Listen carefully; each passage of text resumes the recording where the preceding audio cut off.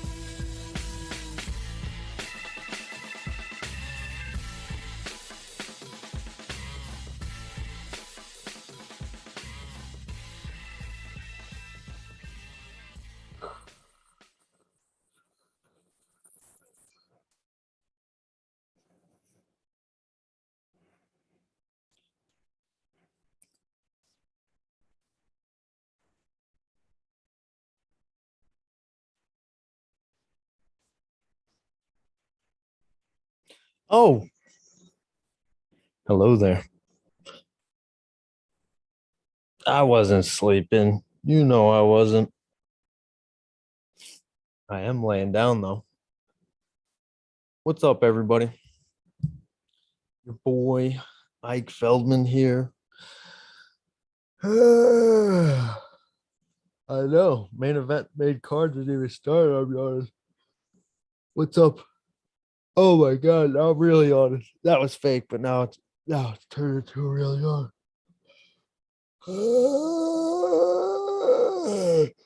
Michael Bisping, I love you. Maybe Yoel Romero is just constantly tired. Maybe that's why he conserves his energy. He doesn't want to blow it out in one shot. All those Cuban babies he's got running around. But seriously, what's up, everybody? Your boy Ike Feldman here for the Octagon, IKETAGON, Octagon.com. What was it? Facebook, Instagram, Twitter, everything Octagon. As promised, I have a little watch party going on. And what you guys expect? This is a watch party, not a crotch party. This is laid back. This is as real as it gets. I'm literally maybe a party upstairs, but it's definitely not a party downstairs, or depending on your personality. Underwear's Sitting in underwears could be a party, and wearing a new fresh t-shirt could be the formal. But UFC 265 is in front of me. It is not live. I'm finishing the end of the Bobby Green Fiziev fight, and man, from what I've seen, I was a little behind. I feel like I should have showered, even though this was a Zoom. I still jumped in the shower. But yeah, anyway, I was running late for no good reason. And Faziz, Faziz, Faziz Ansari, Fiziev versus Green has been a banger. These guys look like they're throwing. Fiziev looked like he was. So yeah, I'm a little behind if you're following this on a live stream. Okay, it just ended. I wonder who won that. But sick fight. This is what you're gonna get. A lot of interruptions. You guys do not have my sole focus at all. You guys are basically my wife. And the UFC is the UFC, what it's been in my life for the last 16 years. It's always had my prime time attention. So my apologies. My apologies. Let me tip my hat to you, my Fight Island hat to you before we get this party started, or I guess it is started. So this is the UFC 265 MMA Twitter watch party. Now, I'm on the fence about throwing it out for everybody to be able to join and give me their takes on all the fights. I'm really not in the yeah, I think Bobby Green might have stole that third round, but Fiziev looked like he dominated most of the fight. I'm waiting for the decision. Like I said, guys, I'm a little behind.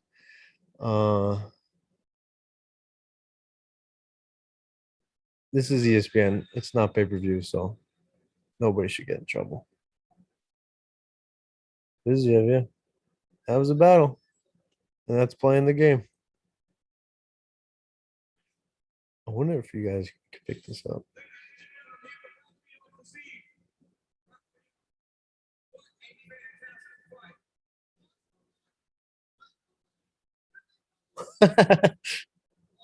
He's calling out Hasbulla.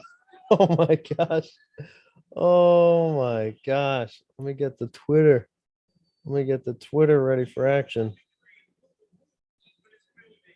Oh man.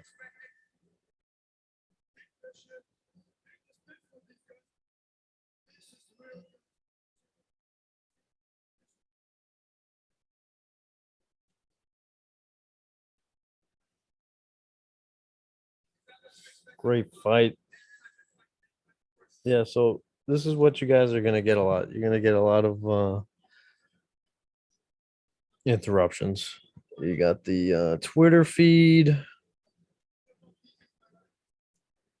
That there's yeah, I agree. Jason Williams, I agree. On the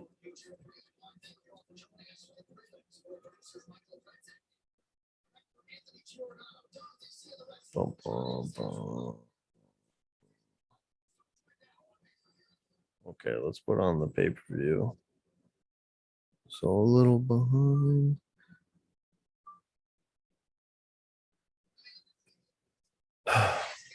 So we got pretty good.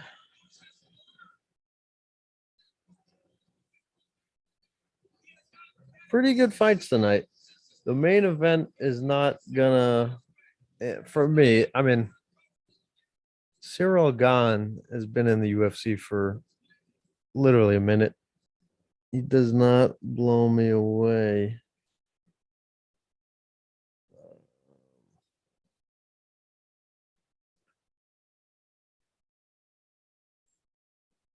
But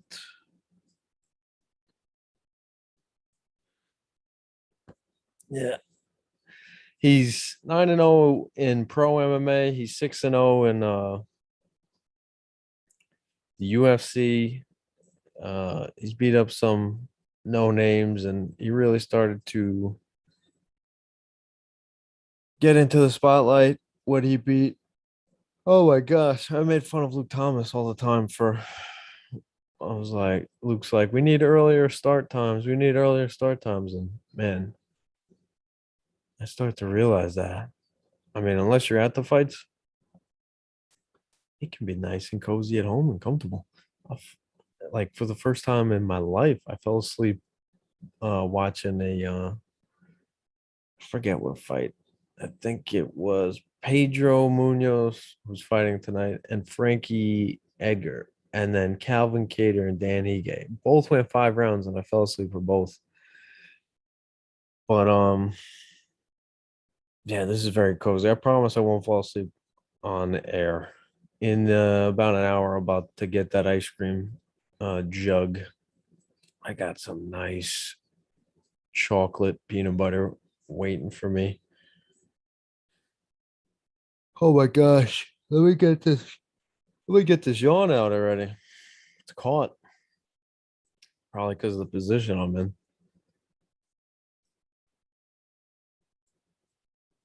But yeah, they're previewing the card, so I'm gonna preview the card. Main event. Derek Lewis tied for most knockouts in UFC history. Cyril Gahn. He's a new guy, but he caught steam after getting victories over Junior Dos Santos, JDS, Alexander Volkov, and most famously Jairzinho Rosenstruck. And he put on elite kickboxing performances because he comes from a kickboxing background.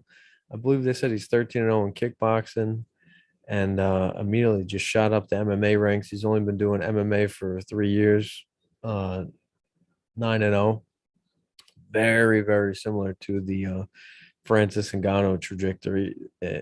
Ironically, Cyril Gane is being trained by Francis Ngannou's former coach. Maybe there's still love. The love is not gone, but Cyril Gane seems like he's the new horse in the stable for Coach Lopez, who I've had the privilege and the pleasure of speaking with, and he's a very cool dude, very nice guy.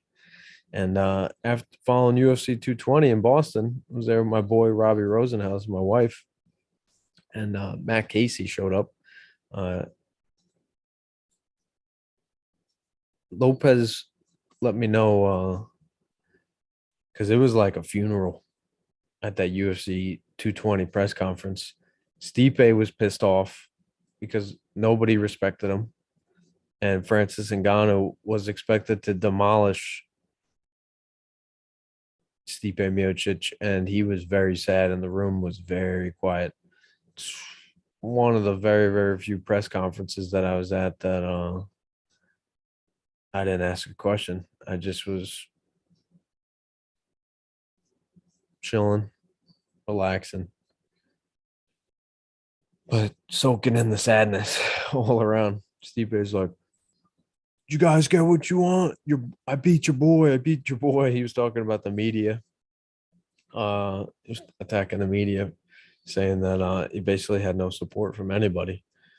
But yeah, Coach Lopez, who is the former coach of Francis Ngannou and the current coach of Cyril Gane, he let me know. He goes, Francis will be back.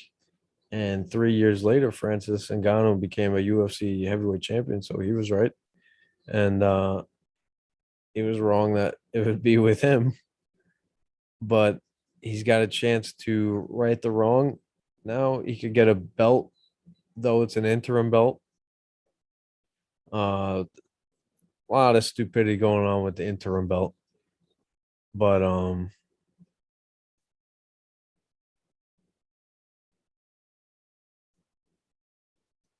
get into that in a second.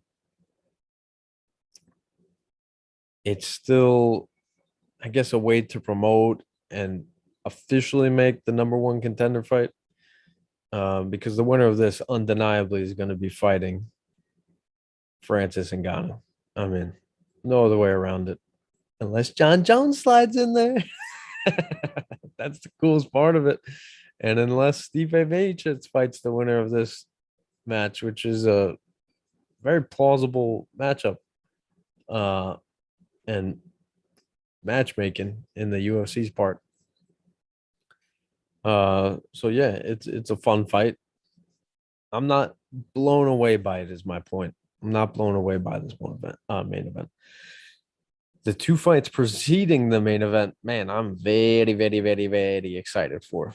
Jose Aldo, the former UFC featherweight champion, who has since I believe UFC 245 dropped down to 135 pounds to face the destructive but sometimes undisciplined Pedro Munoz. And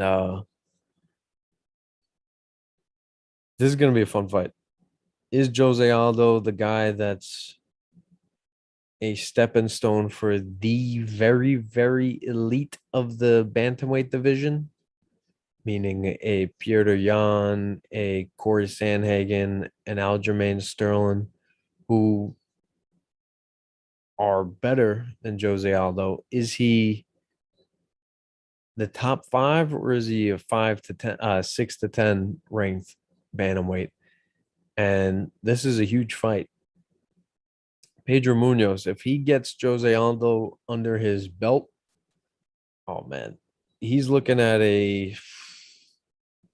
could be a fight with Rob Font. They could even, if he knocks out Jose Aldo, it could even be a fight with Corey Sandhagen. That's how big this fight is for one Pedro Munoz. And the bantamweight division is stacked. Everybody keeps screaming it's the best division in the sport. I'm like, guys, lightweight is still fun. Everybody forgot about the featherweight division. That seems like it's taken a little hiatus, and rightly so. I think Volkanovski's last fight was in July, UFC 251, last July, uh, July 2020 against Max Holloway. Yeah, it's been a minute for Volkanovski, so everybody's forgetting about featherweight. Um, Lightweight and welterweight's always been fun. For the last 5 years, welterweight, I think, has been the best division. But yeah, bantamweight stacked, and this fun is gonna be absolute. It should be chaos. I mean, Jose Aldo's trying to hold on to that elite status. He beat Marlon Moraes. He lost to Pierre Dion. Okay. So what level are you at? Are you top three? Are you 3 to 5? Are you 6 to 10? And I think we'll find that out tonight. And is Pedro Munoz knocking on being elite? So one fight, ton of motivation there. It's my second favorite fight of the night. My favorite fight of the night, Michael Chiesa, the grappling prowess, Michael Chiesa, who reminds me of my friend, my boy Alex. They literally, if Alex was punched in the nose about 1,000 more times, they would look the same. They have that same like wide, gangly frame. Don't and people need to understand how strength works. It doesn't necessarily matter if you look like a Ray Lewis or a Ezekiel Elliott. Just huge muscle strength can also come in different forms in terms of like gangliness and stringy strength. And you look at a John Jones, he's very wide and very spread, yet he knows how to use his leverage and his length to his advantage. And for me, that's the same thing for Michael Chiesa. The way he can just use his length, use his leverage, and just obviously have never rolled with him, but he looks extremely strong for a gangly guy. And unbelievably, he used to cut down to 155 pounds. Had some pretty good success at 155 pounds, but then that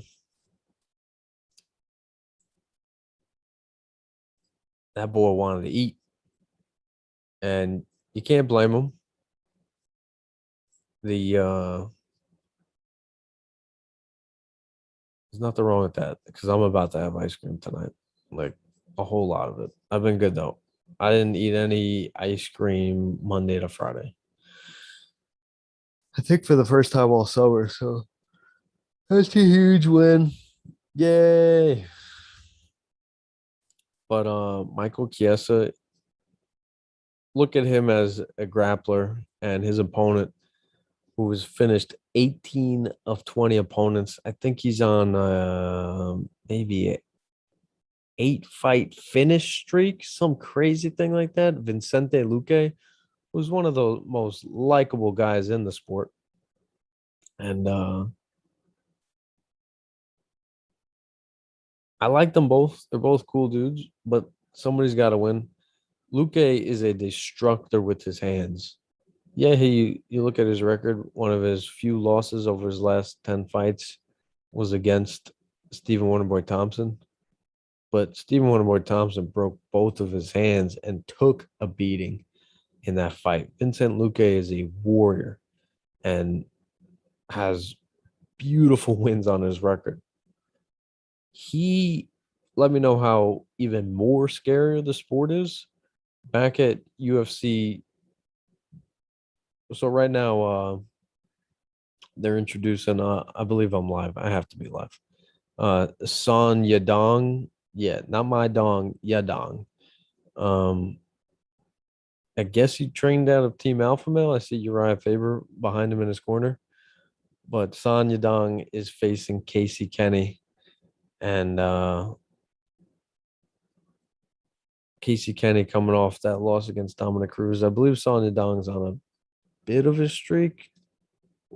Maybe he lost to Askarov. The reason why everybody loves bantamweights is because it's so freaking stacked. There's great matchups, 1 to 15. Sean O'Malley is not even ranked, and that shows you where the division's at. So the fight has just commenced. Hope I don't get ripped off YouTube. But yeah, so Vincente Luque versus Michael Chiesa is my fight of the night. I have no idea who's gonna win. All these fights are very tough to pick. And as they're about to walk in the cage, I think I'm gonna give my as the fight's about to start, I think I'm gonna give my predictions. These are one of the few cards that I need more data to calculate a prediction. So the fight preceding Chiesa versus Luque. And Alex, if you're listening, Google Michael Chiesa. I'm telling you, the chest hair, the shoulder bones, like the elbows, you guys are just brothers from another mother. And I think he's Italian as well. So there you go. The fight before does not feature any Italians. Tisha Torres, they have Italians on their mother's side. Tisha Torres versus Angela Hill. Apparently, this is a Bruin rivalry. I just watched the UFC 265 press conference. Outside of Derek Lewis's one-liners, Tisha Torres and Angela Hill had the most heated exchange. I believe they fought before, and Angela Hill continues to say that she only lost because it was pre-USADA. USADA is the United States Anti-Doping Association, and if you hear them a lot, you're a dope, which means that you're getting knocks on your door at 5 a.m. from USADA. I mean, even if they're checking, so if you're clean, you're still getting knocks on your door, so that doesn't matter. But Angela Hill was trying to say that she's on steroids. Now, if you guys have never seen Tisha Torres, Google her. She's jacked. She's literally jacked. And Angela Hill, who's in fantastic shape, got the abs, got the arm cuts, looks great. Tisha Torres looks like a Greek goddess. Now, I think we got to get out of the whole actor, actress, goddess, and this just dawned upon me. I'm just gonna say Greek god, and if somebody says goddess, I would say shut your mouth. Shut your mouth. What are you talking about? Actors, hosts, gods. Okay. Let's keep it singular. And another thing on the well, I'm not going to make this political. Right now, Sonya Dong versus Casey Kenny. Seems like they're both trying to download each other's information. Sonya Dong looks like I haven't paid a second. If it's in my peripheral, I can tell if there's action happening or if people are feeling out. And they've just been in my peripherals, and it's been a feel out round. So seems like they both have done action. I'd say it's a 10-10 round. Whoa, except Casey Kenny lands a huge strike on Sonya Dong. As soon as I pay attention, he lands it. So thank you, Casey. I know you did that for me. right now I'd give him the round for that like a half drop. I think when you drop somebody or knock down somebody, it's much more important than takedowns because damage is done. A takedown is secure in position, I guess part of octagon control. But Casey Kennedy with the solid punch at most, you could say. He's done the most damage in this fight with that punch. Even though he's got blood trickling down his nose. So Son Yadong has been on his back foot, but he is he landed another. He's got that famous Team Alpha male right hand. I forget the coach, but there's a boxing coach, not Uriah Faber, but there's this Coach Chung, I think his name is. If you go see his videos with Chad Mendez or Cody Garbrandt or Uriah Faber, it's beautiful power boxing. It's power. It's constant looping straight, looping straight, looping straight. Like it would be an uppercut, cross, cross, uppercut, uppercut, cross, cross, uppercut. Hooks doesn't necessarily seems like he's from Muay Thai because everything is thrown with power. Boxing historically, outside of Roy Jones Jr., is jab. Everything starts with the jab. And karate as well. But Muay Thai is fastest way to finish your opponent, even with the big gloves. So we got some great fights. And yeah,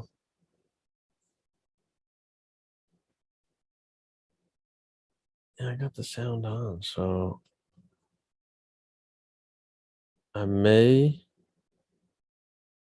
Oh,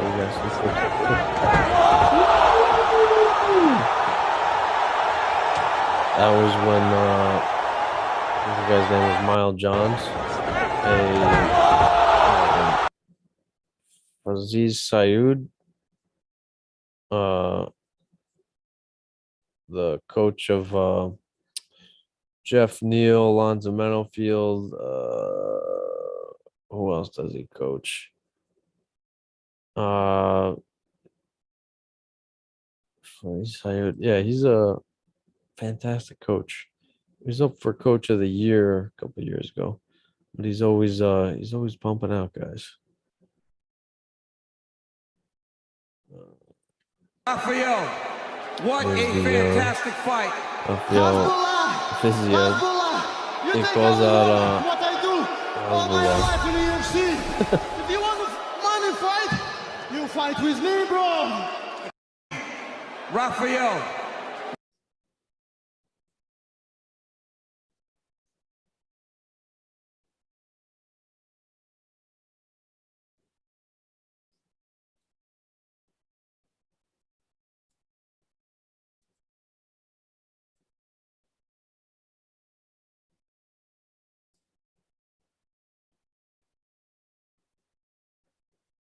So those of you that don't know who Hasbulla is, he's this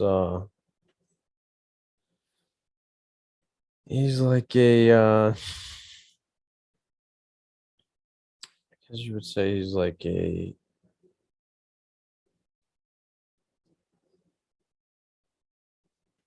uh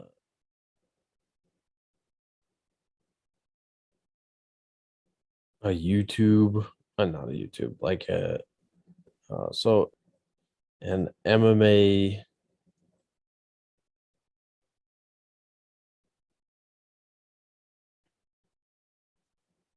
He's like the MMA's Beetlejuice. If anybody knows the Howard Stern show,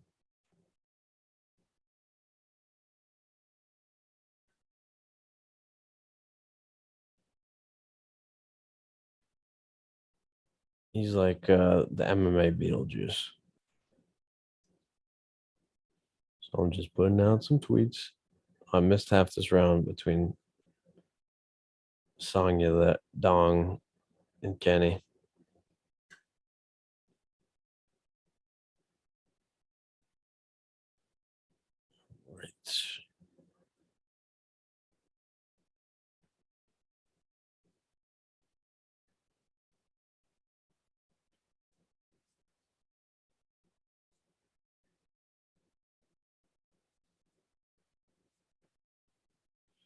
All right, this could get interesting.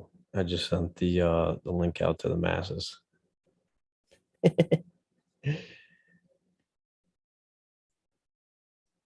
All right.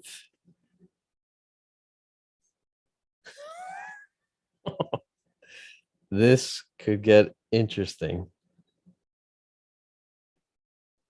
If nobody joins, it could be sad though. I mean, if nobody joins, then I don't know how people get robbed in a dark alley. You shouldn't be there because I'm throwing it out there. I'm letting you know. I'm letting you know I want you, Billy. Um that's a Cable Guy reference if anybody gets it. If you don't, I don't care. I don't care. So we continue.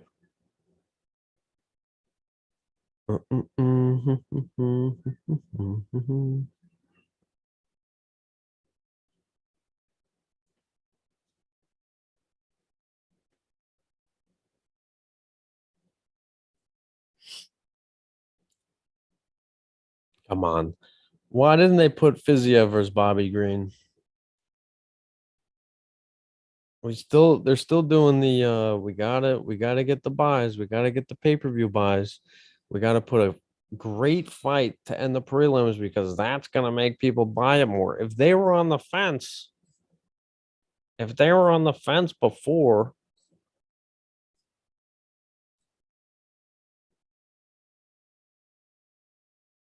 about buying, the fact that we put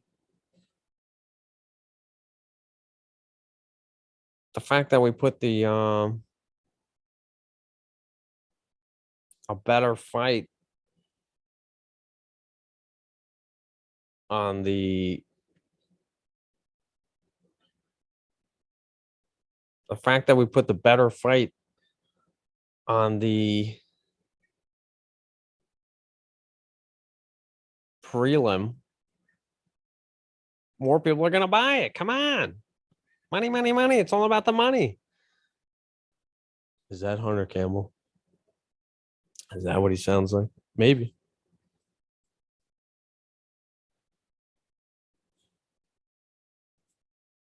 All right, start of the third round. Let me actually do one of these pay attention things. All right. Here we go.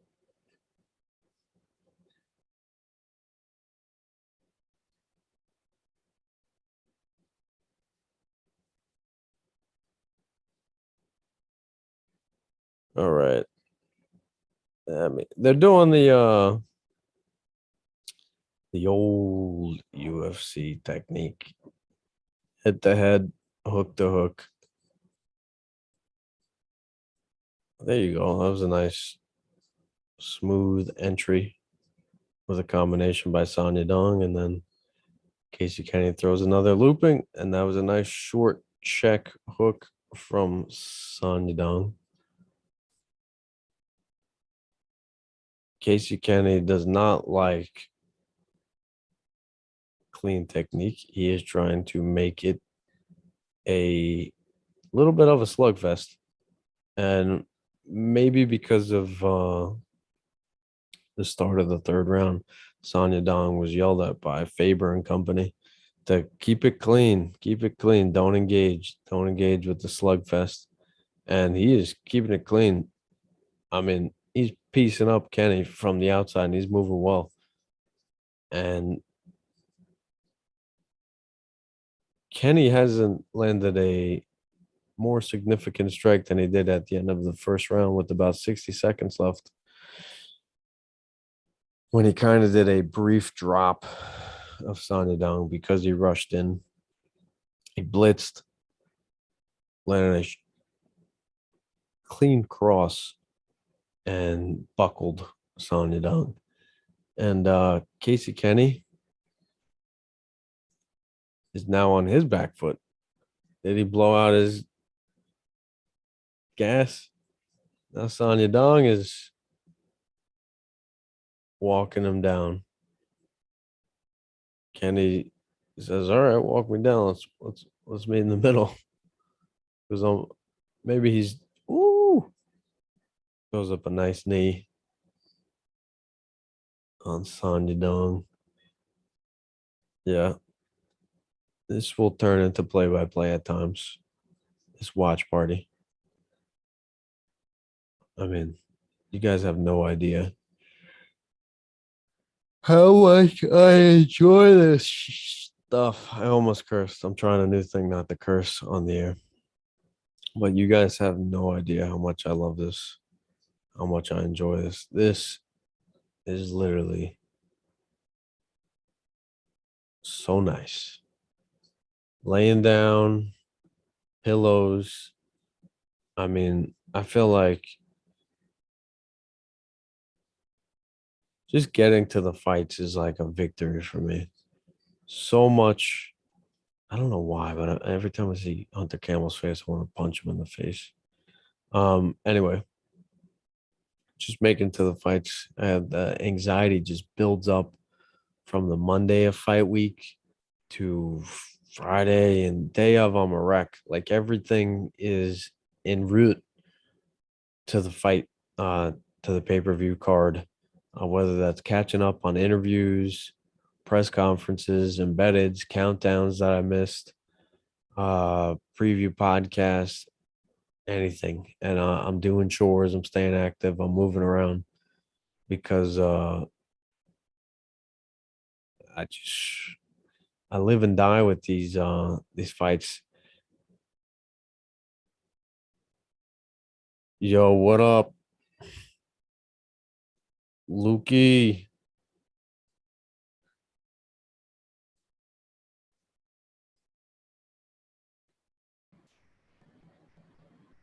Hello, Luke.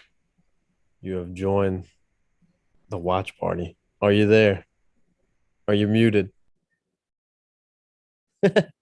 All right.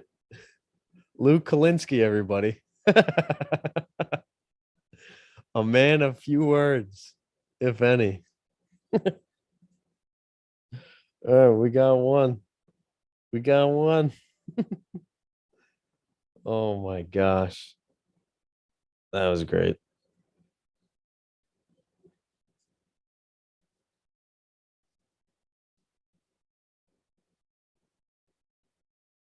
Lukey.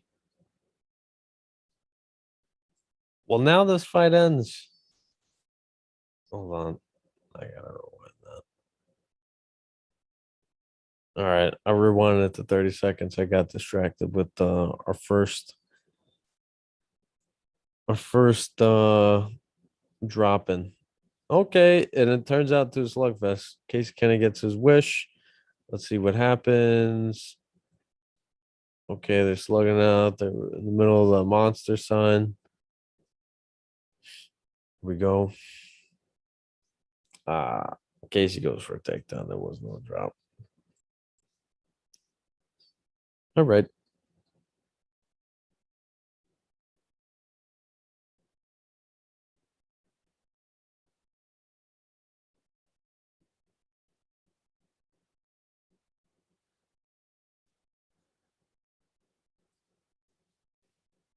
Man, that guy didn't know what he was getting into.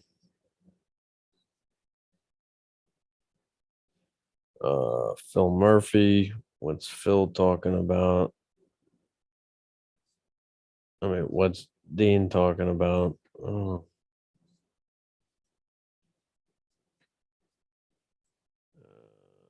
Bantamweight is so good. You could say that all across all promotions. Jason Williams. It's a fair take.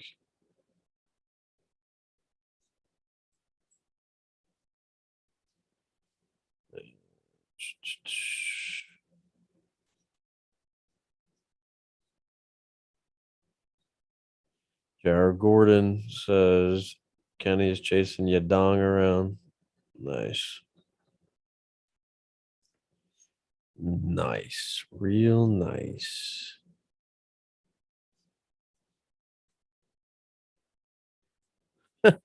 I think people were looking for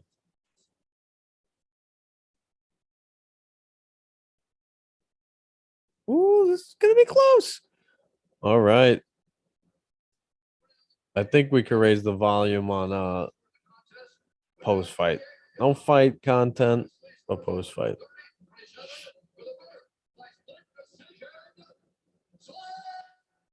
Sonya Dong getting rounds 2 and 3.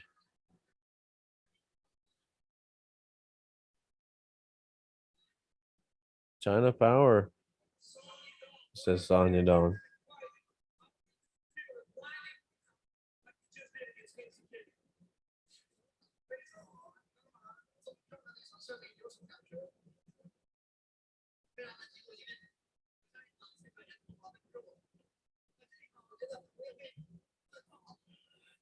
At MMA Roasted, Yadong exploded all over Kenny's face, but Casey swallowed it up like a pro. Hashtag UFC 265. Nice. At H Ermage, Dong won. Book him against O'Malley. Okay.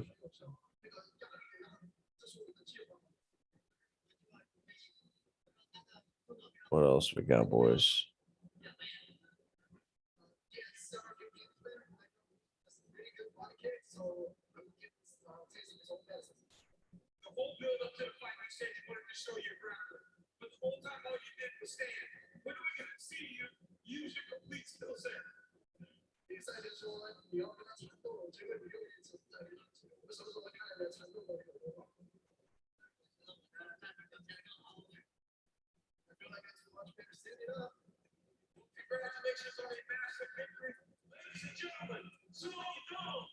Sonya Dong.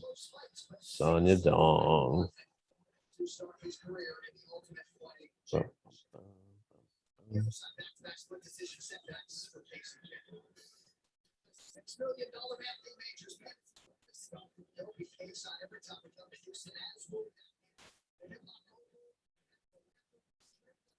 Why have I never heard of Trey the Truth?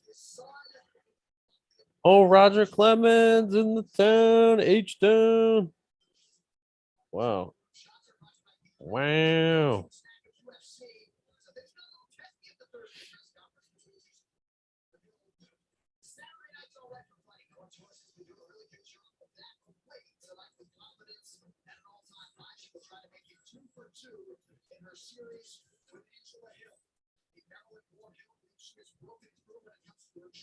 So I'm throwing up tweets on BT Sport, the biggest MMA Twitters, BT Sport.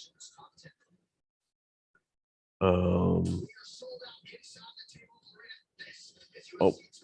I should probably open this.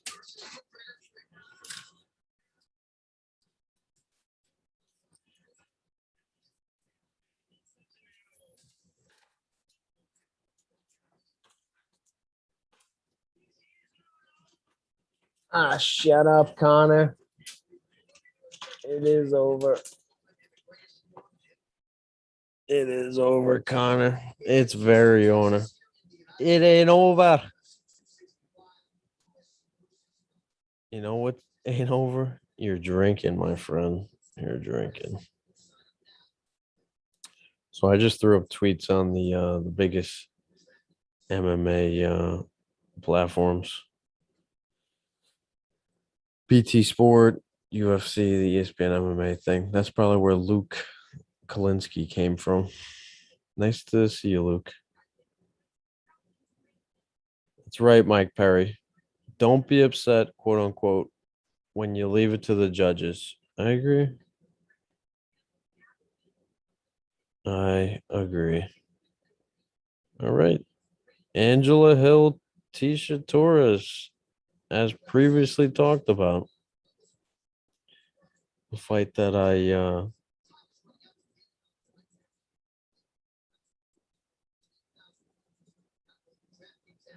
what's the women's strawweight? The women's strawweight division is pretty freaking stacked as well. Women's straw.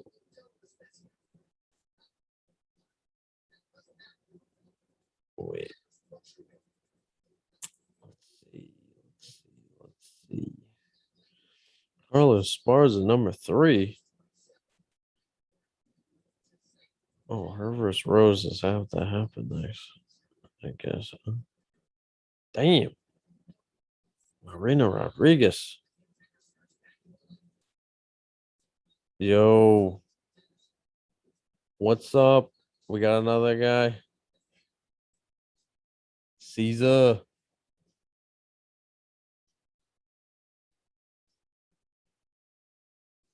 I'm watching the fights. I hope I made that clear. Do you got anything you want to talk about for UFC 265? You're just trying to free stream. I work for Dana White. So if you're looking for a free stream, we got you. We got you, Caesar, and we got your last name.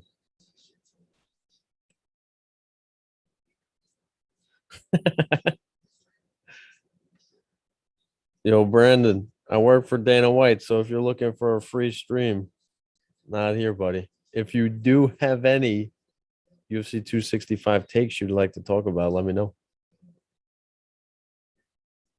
Yep. Yep. We're getting them.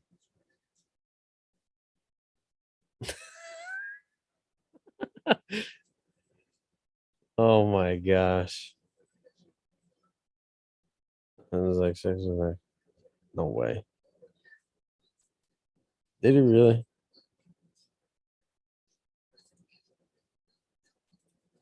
So I don't believe this.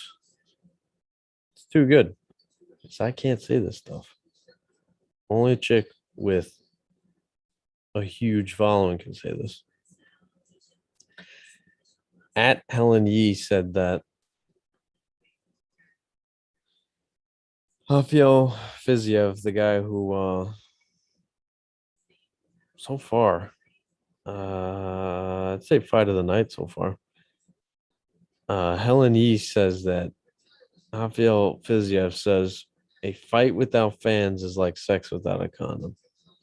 Now I said, did he really say that? Because again, I would get in a whole lot of trouble. Whole lot of trouble if I said that. But if he did say it, that's pretty cool. All right, all right, all right. What do we got going on? Booger Beard says Team Yadong, ride or die. I'll see. We'll see. Again, it's all comedy until it comes down to actual fighting. That's why that's what I'm here for. Whatever level you want to go to. 29-28, Kenny. You Saudi guys wanna Amata talk scores the about contest. dead serious 29-28, MMA talk? Yadong. We And can do Chris that. Lee scores it Wanna talk about 30-27 for the winner by Yadong split and decision. the hot balls? I got that too.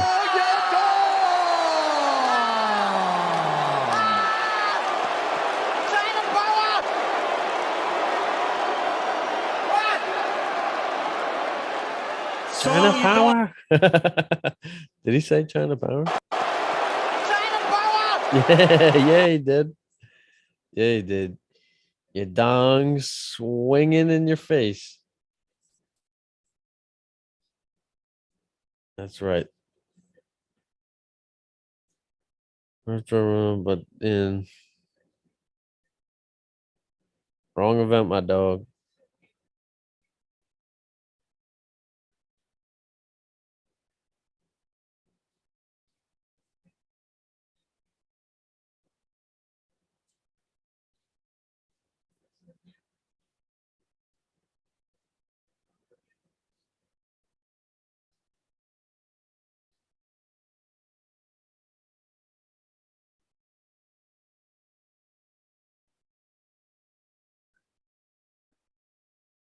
All right. Conor McGregor is watching the fights, or his publicist, or PR manager, or social media manager, whoever's running his social media is watching the fights.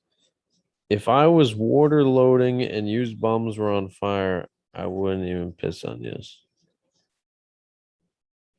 Who are you talking about?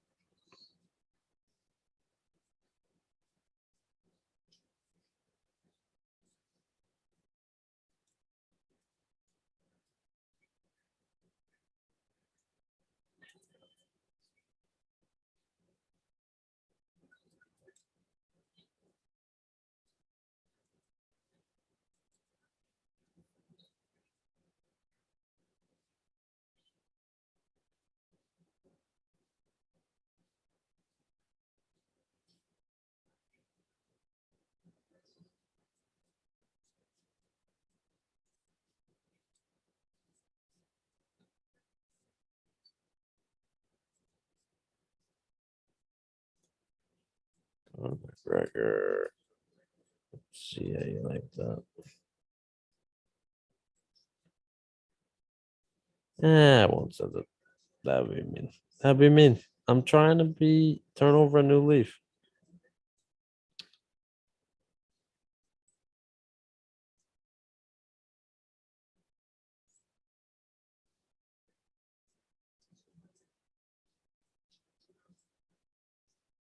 All right. Tisha Torres versus. Oh, I'm so tempted. I'm so tempted.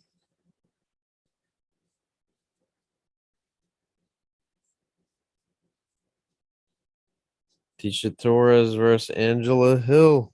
Let's go. Man, UFC pay-per-views, it doesn't get better than this. That's why all these freaking people are trying to live stream it off my feed. I'm sending you a link if you want to talk about the fights, not watch the fights.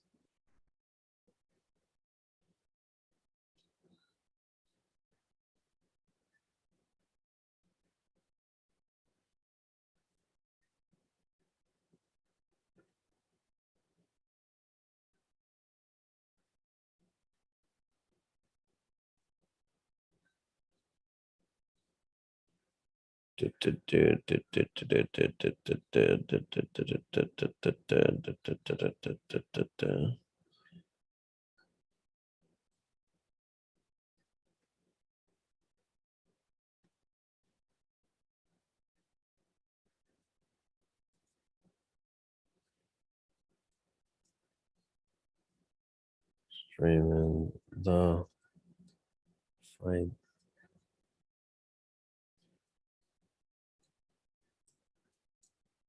Bunch of numbnuts.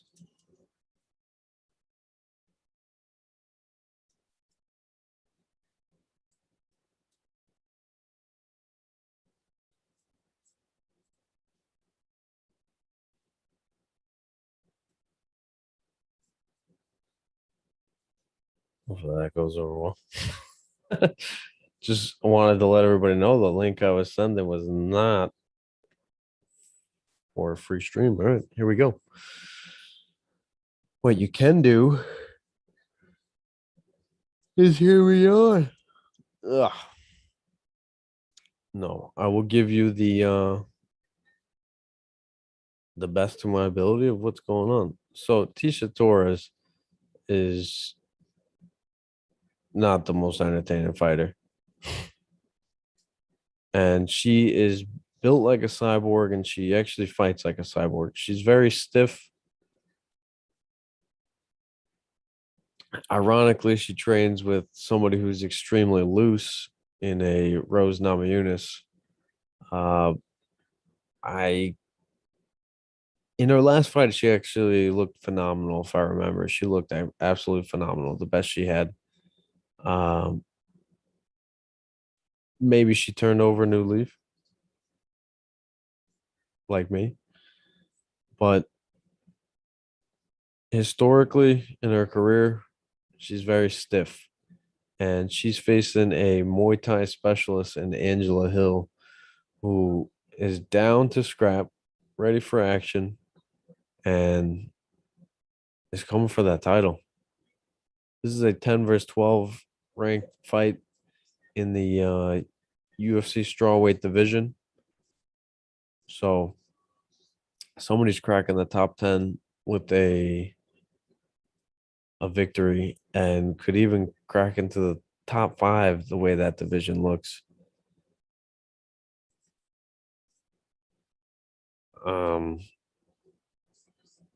Yeah. Yeah. Like they could crack into the top 5 with a finish victory.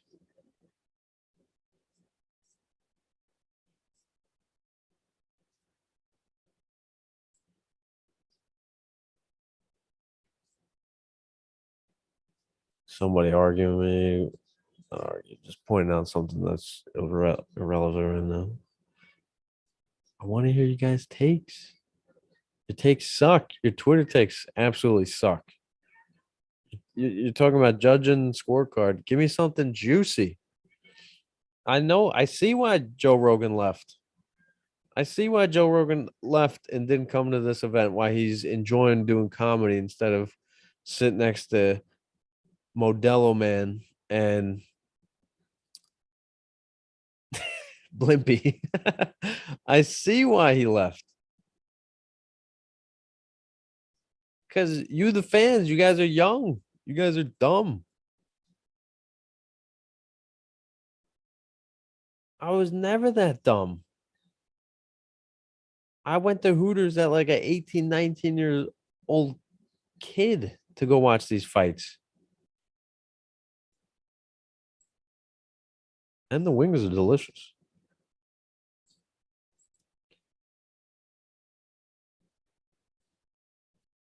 You guys just bore me.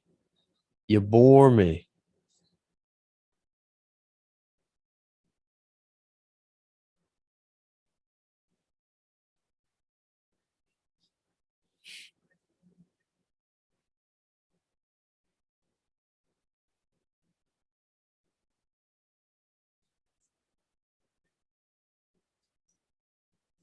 I don't know. I don't know. Maybe you guys are intimidated. I get that. I do. I really do. But I want to play nice. I am nice. But I feel like I'm the kid that's playing basketball or skateboarding right now. It's like you don't need a teammate. You can just get really good at basketball or really good at skateboarding. So you guys are forcing me to learn a jump shot and ollie. Thanks, I guess. So Tisha Torres won this round because her robotic self is marching down Angela Hill, and Angela Hill is having difficulty getting her rhythm. The best strikers in UFC history are I mean, robotic technique, but rhythmic footwork.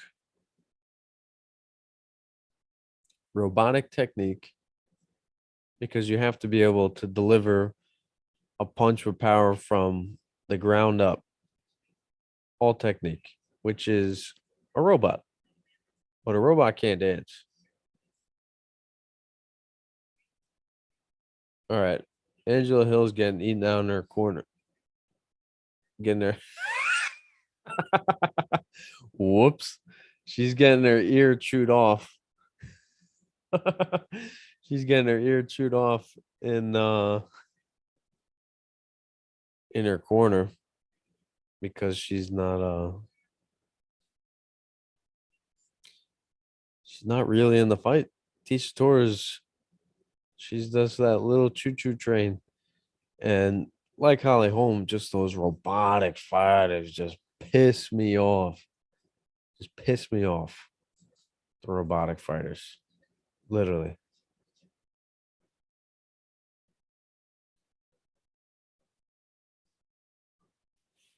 There it is, folks. I got the yawn out. 11 o'clock, I got the yawn out. Woo! Nice kick.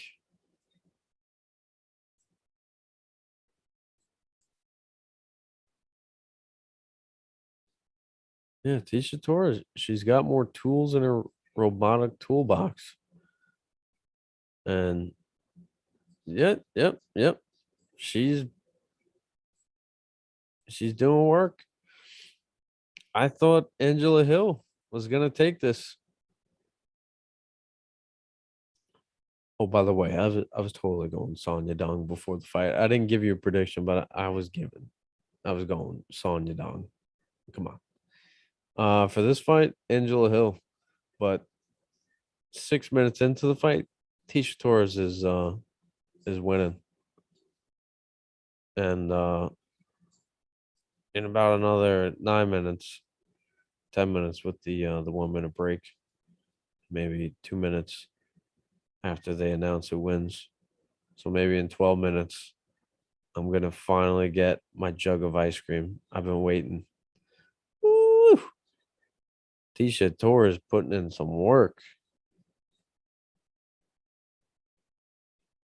Torres putting it on Hill.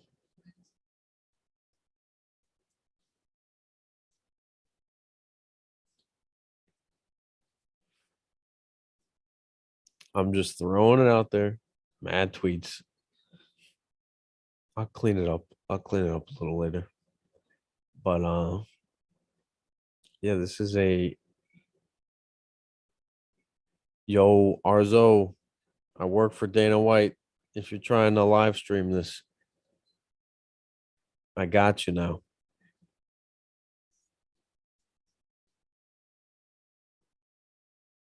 We have your IP address and all your servers. So Arzo, your only way out of this is to give me a good UFC 265 take. Johnny, I work for Dana White. We got you now. We got you, Johnny. Your only way out of jail is to give me a UFC 265 take. Kiesa.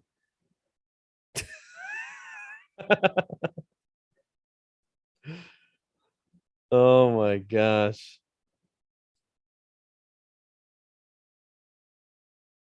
This is great.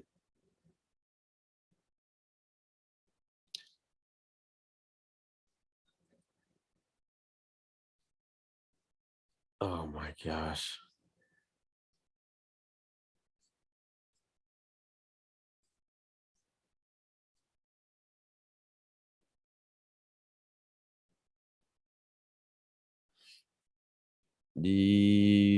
So Angela Hill tries to get the plum grip, which, if you guys know Anderson Silva, is the two hands palm behind the opponent's head, and will try to bring down the head into the knees. Pretty vicious when executed correctly. But Tisha Torres got out of that pretty easily. What's most impressive with this fight is how cool these women's hair is.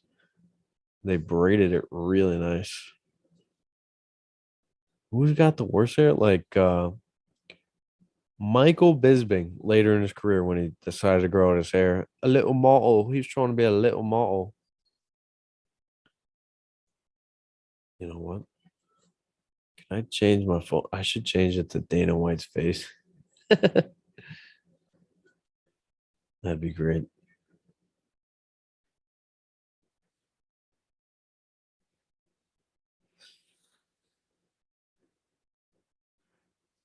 Oh yeah.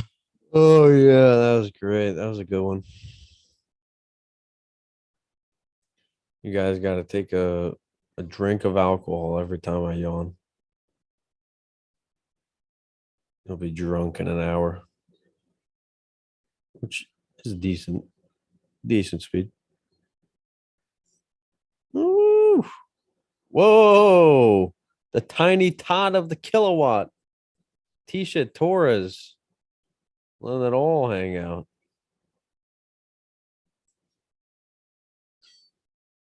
Wow. 2-0.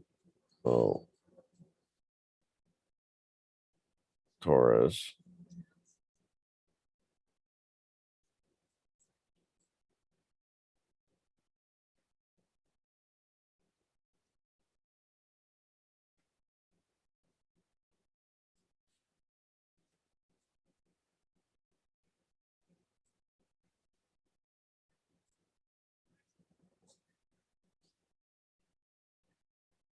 So Angela Hill's coach says she's gonna do that flurry crap. Just just basically do something. I didn't hear the rest of it, but man, I guess she expected to be clinched and grappled. I mean, it's 2-0 Torres.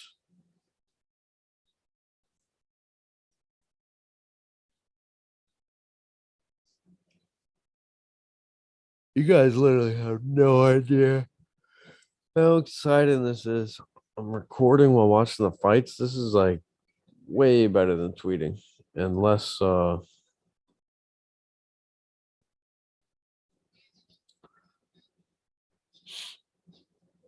don't know, less or more interaction. Yeah. Hey JC, I work for Dana White. I caught you trying to live stream it. Your only way out of prison is to give me a take about any fight from UFC 265. Oh my gosh. These idiots.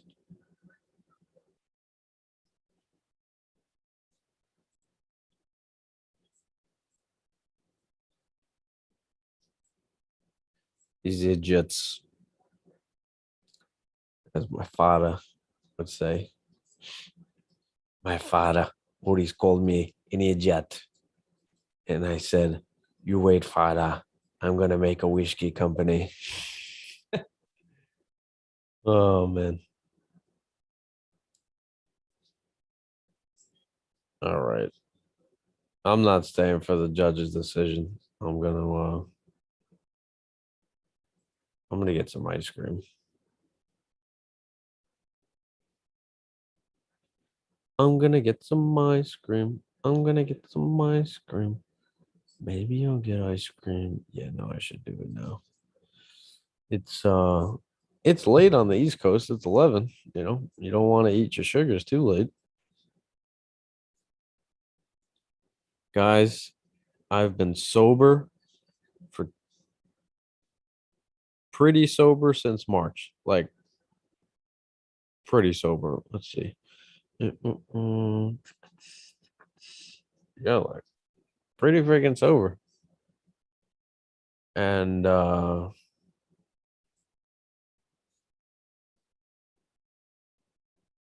I've been dead sober for the last 2 months. And sugars and ice cream kind of filled that gap. That was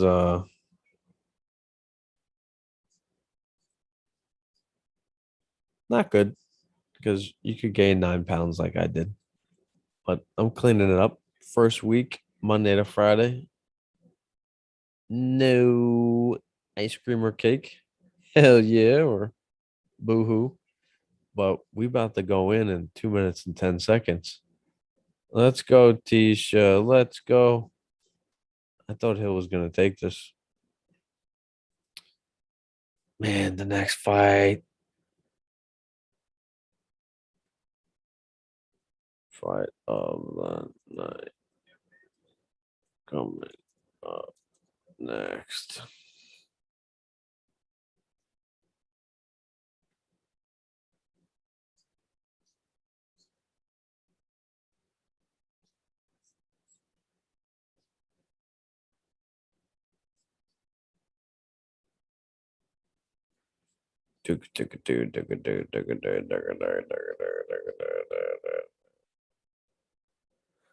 Torres so balanced with counters and getting off first. Yeah, Teddy. Teddy Atlas, everybody. Legendary boxing analyst and coach, letting us know that the robotic Torres, who is just a marauding midget, she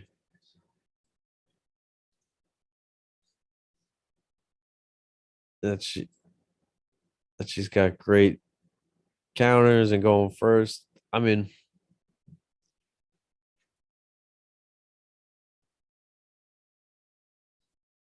Giselle, first of all, are you Tom Brady's wife? Second of all, I work for Dana White. This is not a Boy, shut the fuck up. You thought you ate that up for real. Shut your white ass up. wow. You're really making it about color. Oh, I thought other people were here. Oh well, Everybody's been in and out. I'm trying to control classes. Anyways, bye.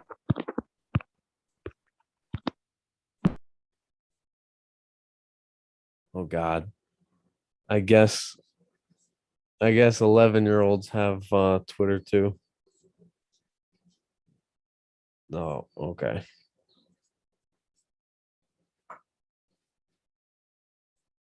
And they're racist, these 11-year-olds.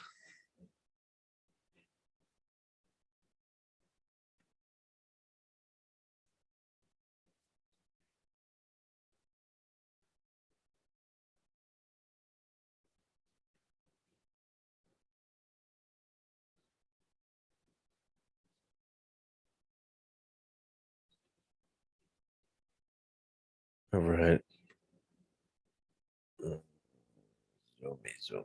All right, guys. Hear a word from our sponsors. I'm about to get ice cream. Let me get the heck out of here.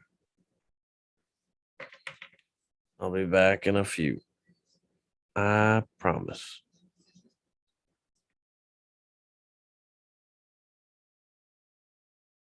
Actually, I'll let you guys hear the decision.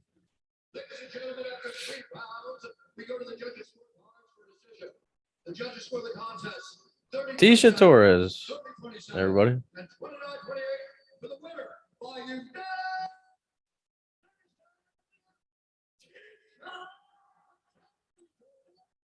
The Tiny Tornado. That's literally her name.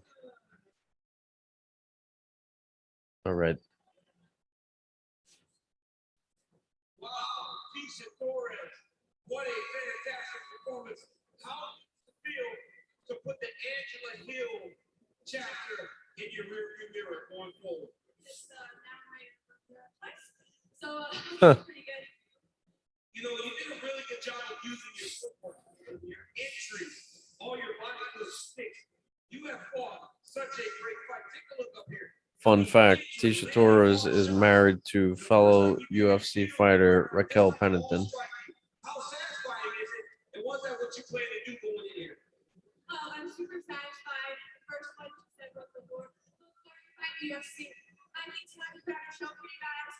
I'm really happy with my performance, and I'm Wait. definitely trying to get one of the best fighters in the division. Wait, other people think she's the most boring fighter in the UFC? Who said that? Brianna Van Buren, Sam Hughes, and now Angela Hill. That's Who would messed you up. like to fight next? Because you are in line for something very big. I don't think she's boring. I think she's annoying. I'm working my way to the top, and that's what I deserve next. You definitely do. Ladies and gentlemen, hold on. What do you want to say? Thank you guys for the smile. But I want to thank you guys.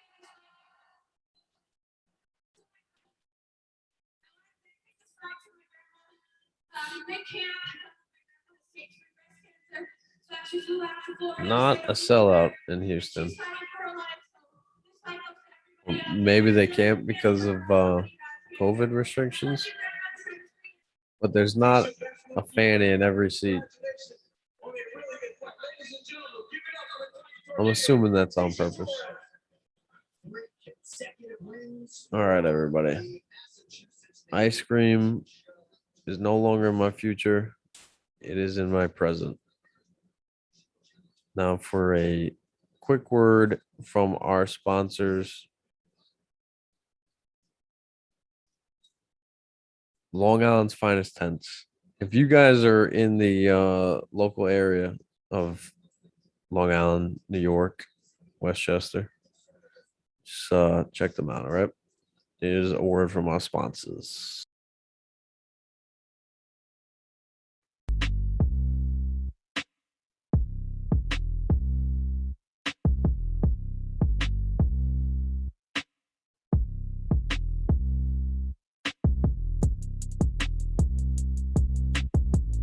Yo, what's up, everybody?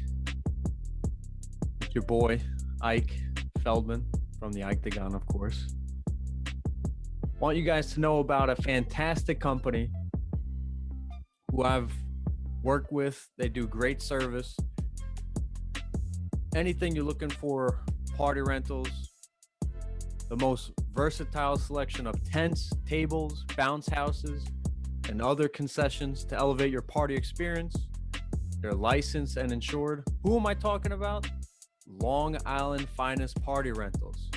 Strong Islanders, I know you like to party. We like to party.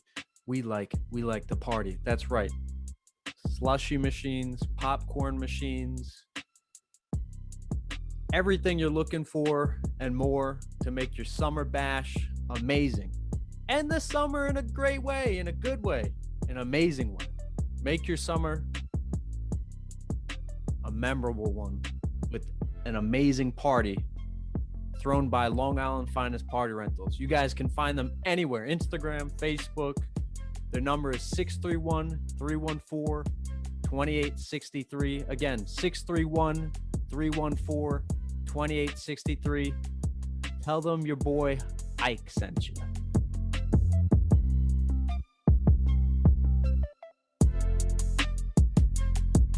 Did you hydrate? Good. Get ready for another round inside the Ike-tagon.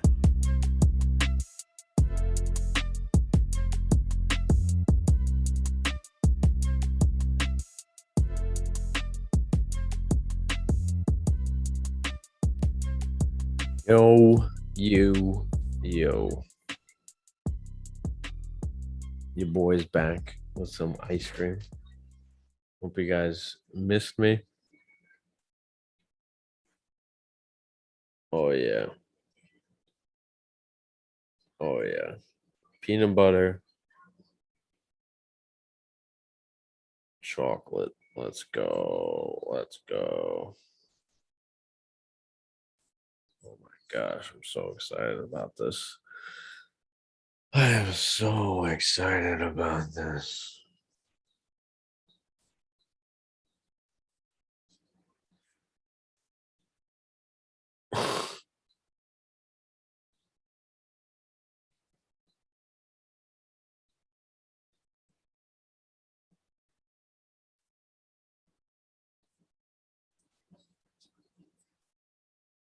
There we go.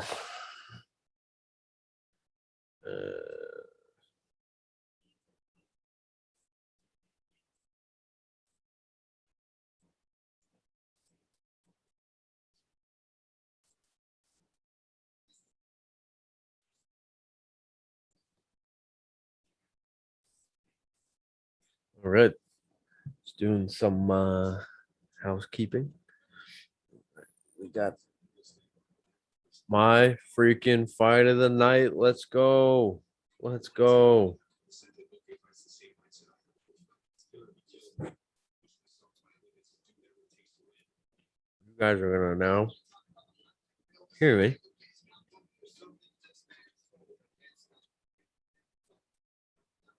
Eat some ice cream.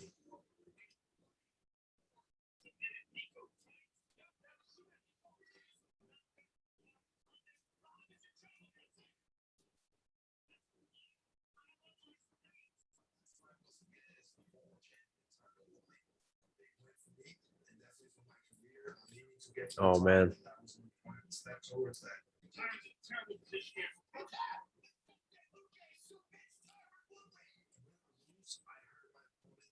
don't come out of the fights, healthy, and it's tough to fight against somebody that's always trying to finish you, that's not afraid, to put himself in danger, to try and knock you out. This is so good. I just need to continue building on this momentum. The game says I'm not going to win the division. This fight's going to be hard work, so for sure. I've been showing every single fight down the dangerous guy. Life is good. I do believe I can finish it. This can guarantee me a title fight. I just see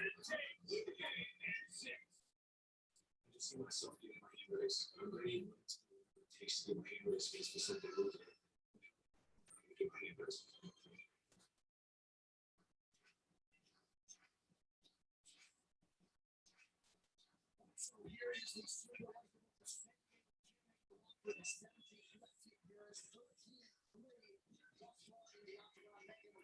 Vicente Luque was born in New Jersey.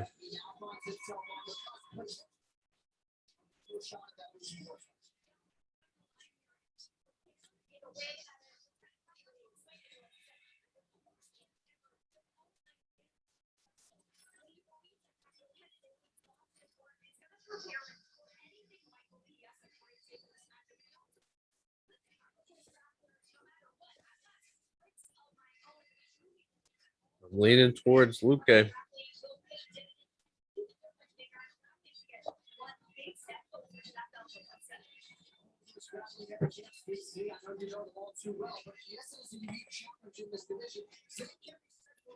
Leaning towards Luque.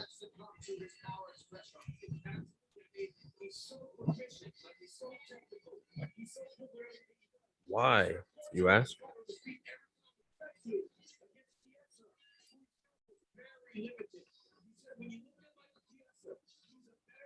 Better resume.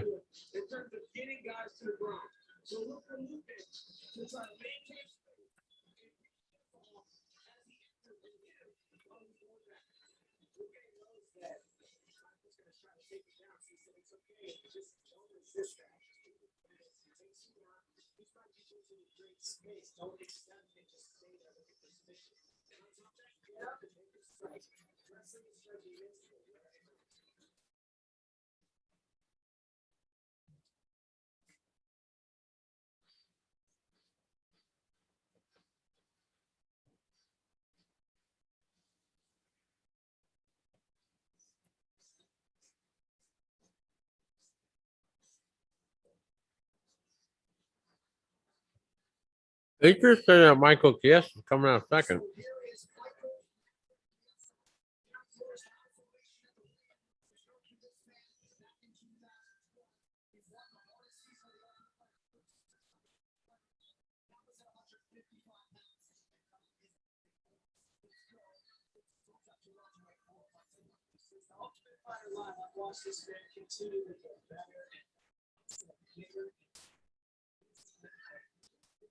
Started at 155, now he's a welterweight. He's a solid welterweight, bigger than most of them.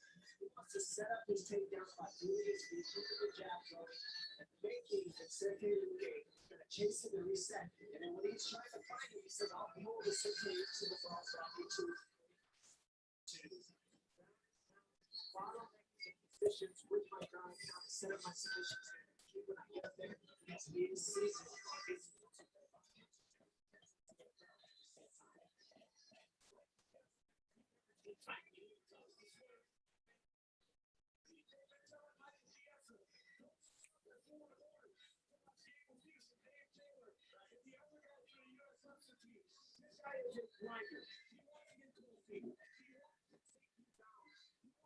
All right.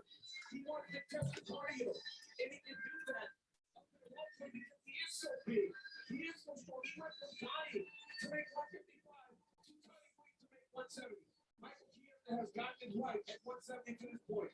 Can he do it again against Vicente Luque? And he's made a lot of changes over his last several training camps. This last training camp That was so good. in Vegas was working with middleweights. And one thing we also talked about is injecting jiu-jitsu back into his training camp since the Anthony Showtime finish. Training back in the cage. He believes That was so good. dividends tonight. You see his teammate Terrence McKinney, who he went to high school with, shining in. And it is all in front of Chiesa tonight as he tries to win in the form of Vicente Luque. This tail of the tape is sponsored by Sweet Girl star Jason Momoa and Isabella Merced, playing soon. Chiesa 33, Vicente Luque. Will be 30 in November. Chiesa taller by a couple of inches. Oh my goodness. My apologies if you hear the nasaliness coming. I don't do well with dairy. Mother knows that.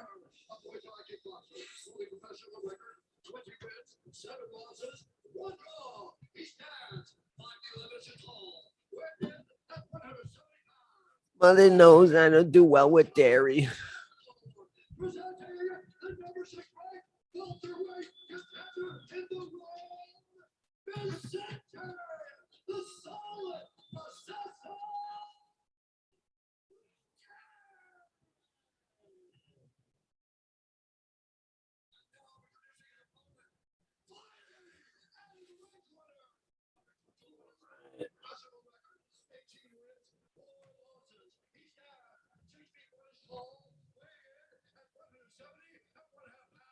Oh yeah. We are back.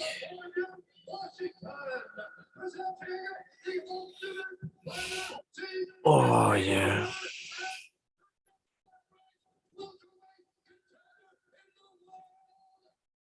Wow. Bruce Buffer is in Kiesa's personal space.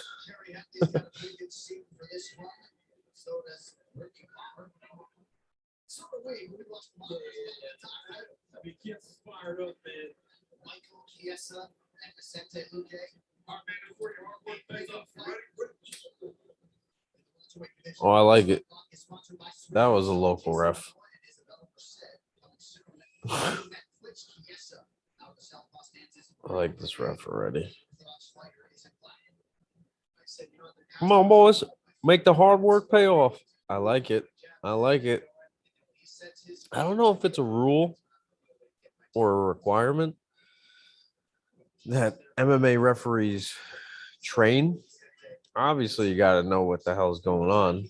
You got to watch the sport, study the sport, moves, techniques, because it only helps to save a fighter when you can anticipate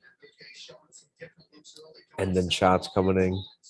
And also, you know what a fighter's trying to do when they're jammed up in a situation, how they can take advantage of the rules. Or ref's purpose is also that, to police the fight.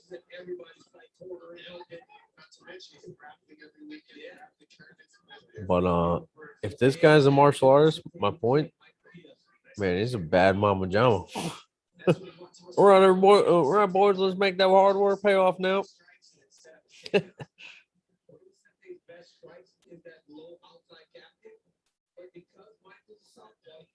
All right, so Mike Chiesa is on his bike.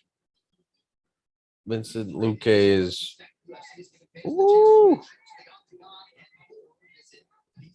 chasing him down. Chiesa gets off a 1-2 combination.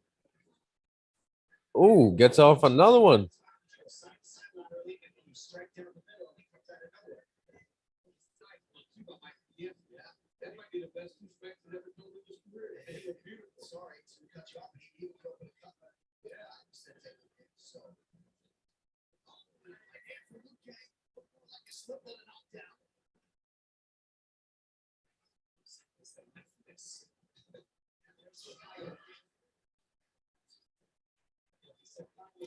Wow. So Chiesa was dancing around the outside. His butt was literally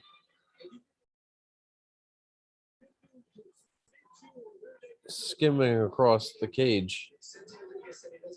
Damn, that was easy.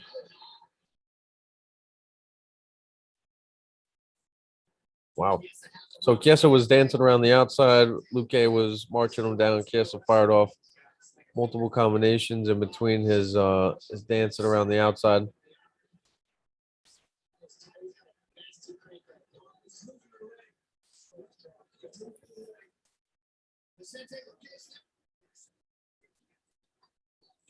And then Chiesa said enough of this because Luque started to time himself and did a power double. Almost looked like it.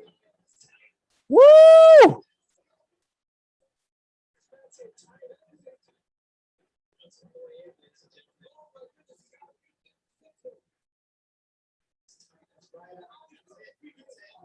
Holy crap.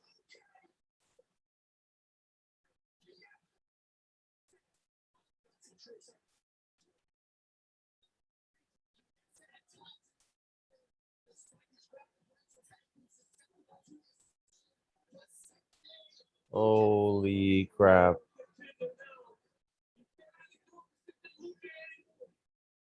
Holy crap. What a fight. What a fight. This fight replay is brought to you by Emerald Gold Characters since What a fight. Right here, it looks like he has to change it all wrong. Is that they stay patient, like goes to his knees, is that they right away chasing the dark. Whoa! He has to roll his back, try to relieve some of the pressure. Now watch this, Luke starts to drive his left leg a little bit closer to Michael Diaz to start to feed the hip. There it is. Now it starts to get tight. But you start feeding those hips into your opponent. It was already tight, DC. And you get that choke. What a fantastic finish by Vicente Luque. And that Tom is one of his go-to shows, the Jiu-Jitsu brown belt Vicente Luque. A lot of people were talking about how credentialed he was in that realm leading into this matchup. He's got a couple wins by Anaconda, and once this one's official, his third career win by Wow. career submission win over. It is not an accident that he's landing this way. He landed on Nico Price and other people landed on their opponents. The bottom line is, this is what you want to throw on somebody when you're wrestling. They lead with their head, they lead with their head as wrestlers, and the Anaconda is there, the darts and the guillotines are always going to be there. Wow. For Daniel Evangelista Henry Hook and Gilbert Burns, official decision is brought to you by Guaranteed Rate. Guaranteed Rate can save money on your monthly mortgage payment. Visit rate.com to get started and to make this one official. Here is Bruce Buffer. Ladies and gentlemen, referee Kerry Huntley is going to stop in this Wow. contest at 3 minutes, 29 seconds. That was fun. Declared the winner by submission due to a gloves shot. So literally to describe the fight,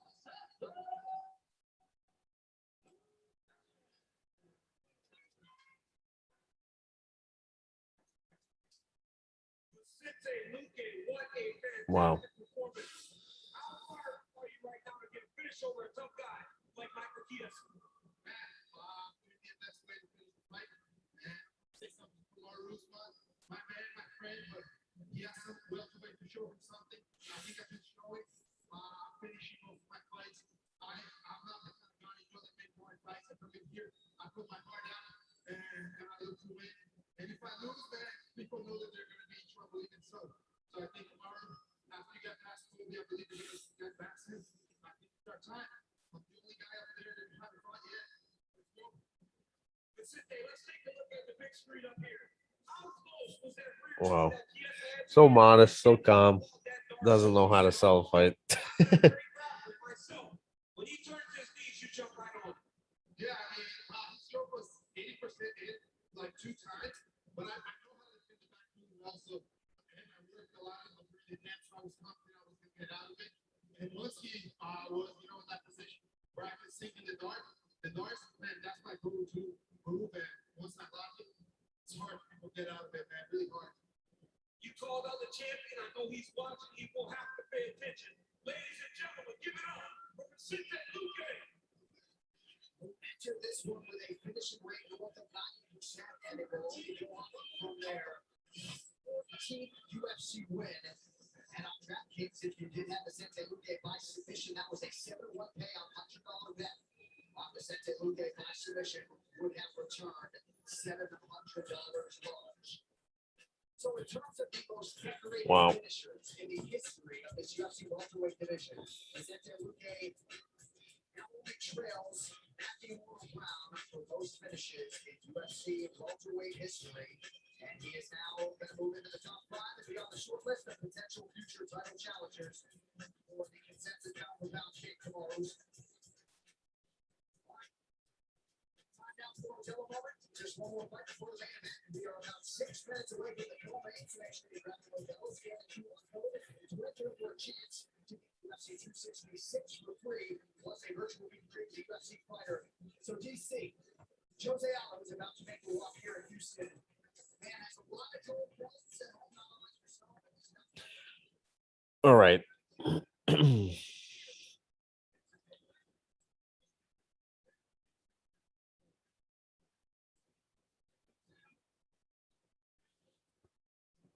So I told you. Fight of the night. Or I told the Twitter people.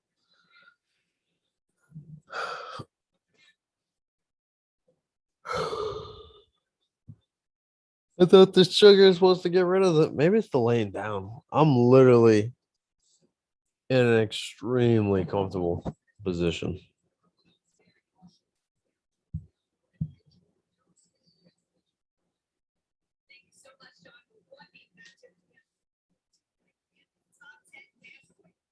So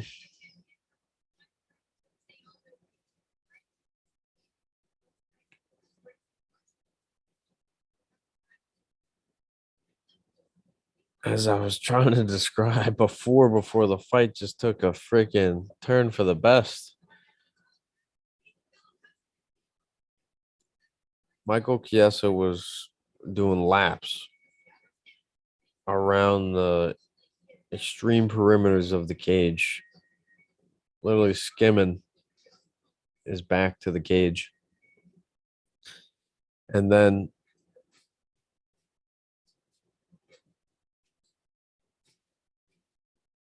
in between those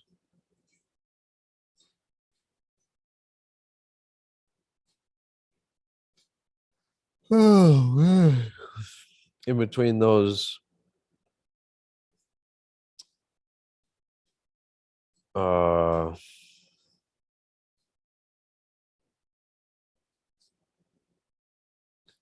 in between the dancing and the running around. Well, yeah, I was wondering what happened to the featherweight division. I guess it's September. So in between running around, he was able to land a couple of 1-2s that actually opened a cut on the much better striker, Vicente Luque. And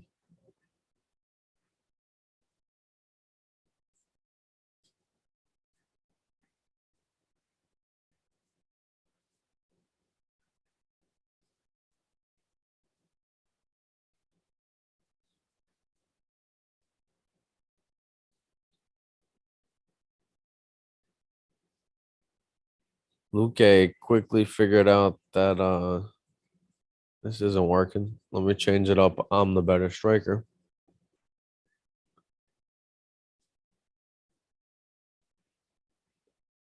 So then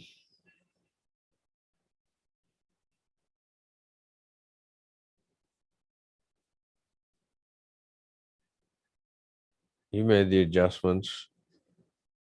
So then Chiesa didn't like how the fight was going. So then he made an adjustment and shot a beautiful double. Easily took down Vicente Luque. Little resistance, if any. And then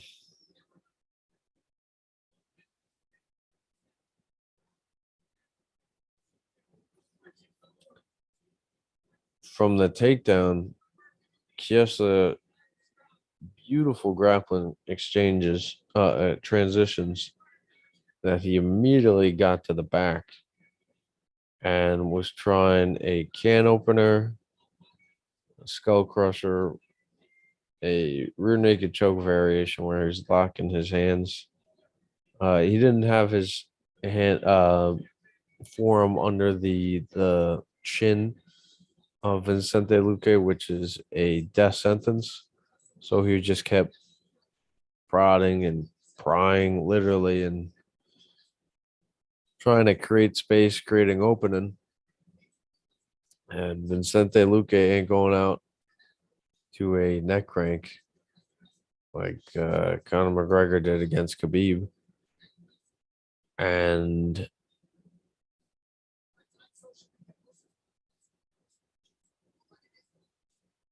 Vicente Luque was able to get out, create space, but still within grappling range.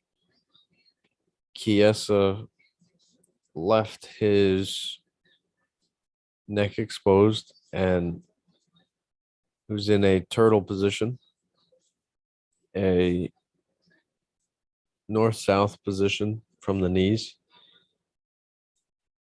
and Vicente Luque was in a defensive sprawl position, but then turned it offensive when he went from a control position around the armpit and neck of Michael Chiesa, but then did a beautiful, sneaky switch to the Darce. A beautiful switch. And that was it. He rolled with it. Some people can get in different positions. It's how your forearm is made. Seriously, where the muscles are on the forearm, where the bone starts to cut into the carotid artery, that matters. And some people need to sprawl out. Vicente Luque knew what he had to do for his best Darce choke, and he did not need to grab the legs of Chiesa. He didn't need to sprawl out. He was kind of just needed the neck, the grip. So then Chiesa was trying to move, spin, get out, and he just couldn't. And it was, your breathing goes from regular breathing to breathing out of a straw very quickly. And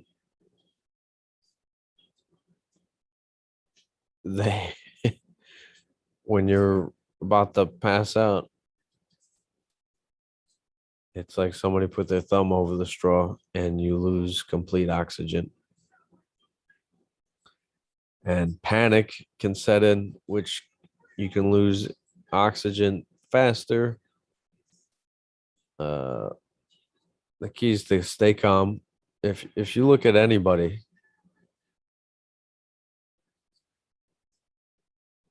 Benson Henderson always stays calm. See, but the thing is, Chiesa, he doesn't panic because in a very similar situation, Kevin Lee had his back, and Kevin Lee was trying to sink in the or he did sink in the rear naked choke, and Chiesa's defense was not to attack the arms or shift the hips. It was to wait it out. And Steve Mazzagatti, one of his last fights working with the UFC, he called the fight off due to a rear naked choke by Kevin Lee. Chiesa gets up screaming and pissed off that he was fine. He had him right where he wanted him, with the guy's arm around his neck. And I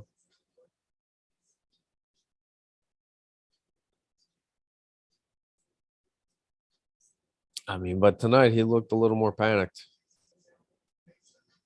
So maybe Kevin Lee really didn't have that choke in him. Maybe he knew what he was doing. Maybe Steve Mazzagatti is an idiot. Dana White's never been a big fan of Mazzagatti, but he's had some very questionable calls over the years. I mean, maybe he does it so long that he just lost focus. Who knows? Who knows?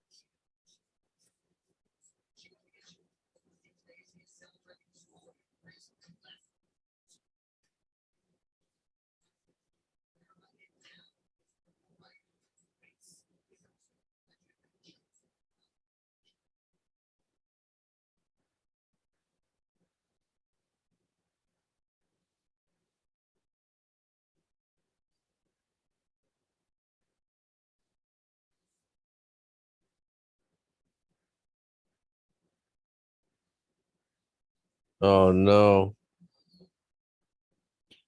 Jose Aldo went back to Jay-Z. Run this down. He got knocked out to Conor McGregor with this song. Oh no. I think Jose takes this because of experience, and this could be his last win in the UFC, last win in I think a while. I think if he wins this, he just makes the cut for Elite. Hello, Taylor. I work for the UFC. Dana White, you were trying to stream the fights. You're going to prison unless you have a UFC 265 take, a hot take, something you want to talk about. Going to prison, Taylor. Save your own.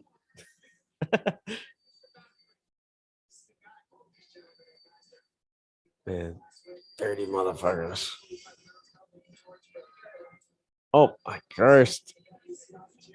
I cursed. Damn it. Damn it.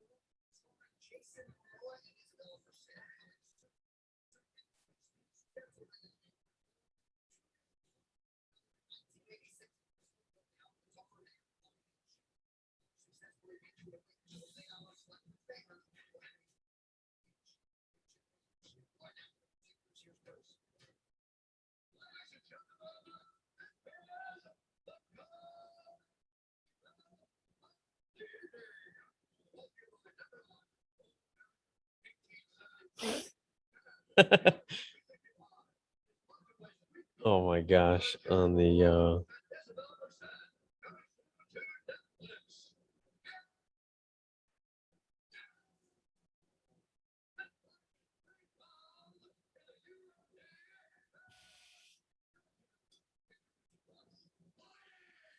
geez, people just looking for the stream. Y'all just looking for the stream.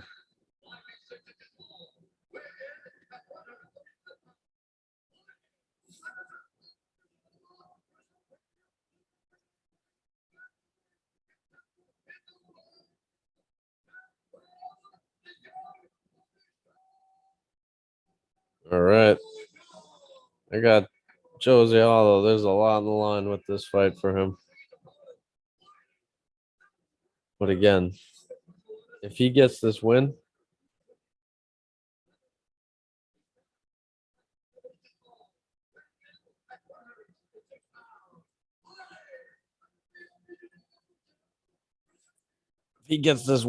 then he cracks back to the Elite, the UFC bantamweight Elite. If he gets this win,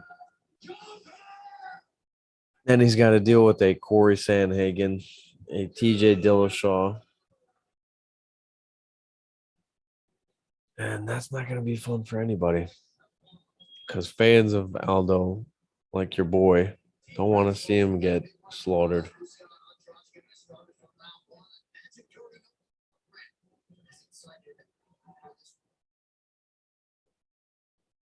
Yeah, but Munoz knocked out Garbrandt. All right.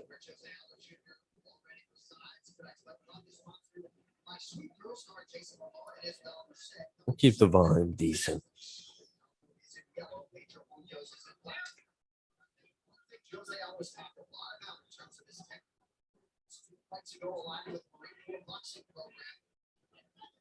feels like he's a completely different fighter in that respect when it comes to his hands.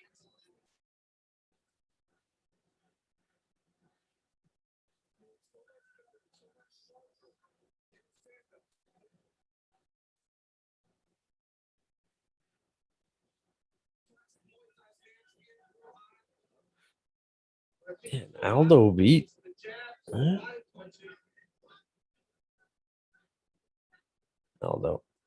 Aljo beat Pedro Munoz. UFC. Right. So far, nobody's gotten off a clean shot. A lot of spinning crap from Munoz. A lot of spinning shit.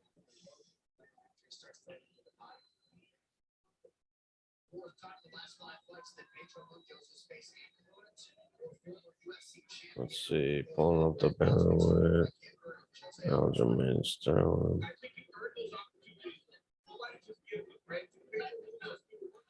Yeah, all those trying to stay elite.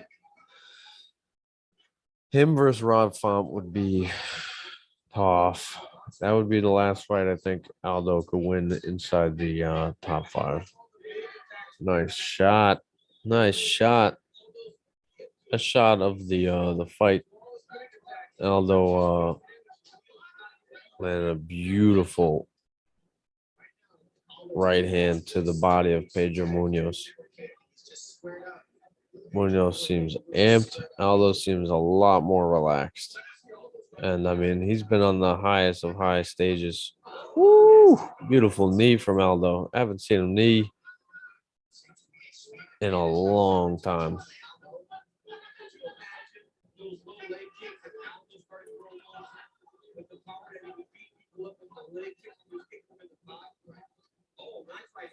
It's a great point by DC. Dana Coleman just mentioned about how the whole generation of calf kicks is underway, courtesy of Justin Gaethje.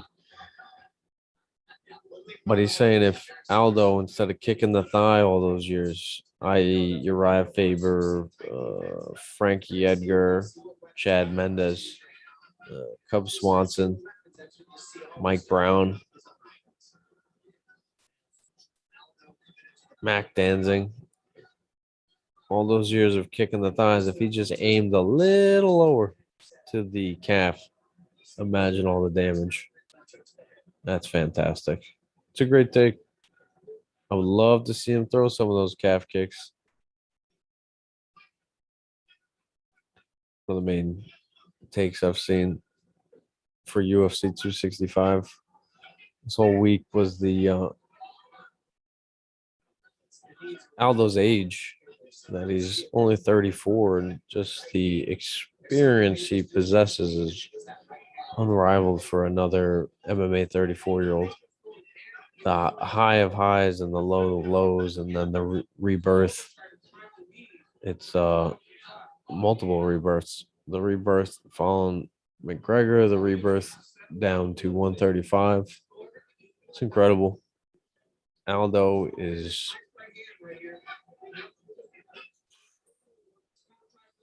top 15, top 12 greatest mixed martial artists of all time. Nice. So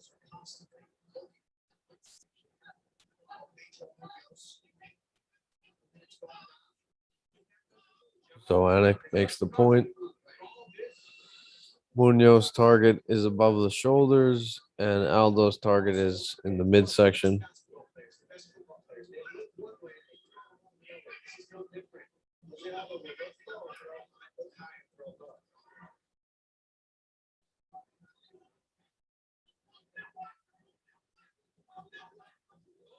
Nice.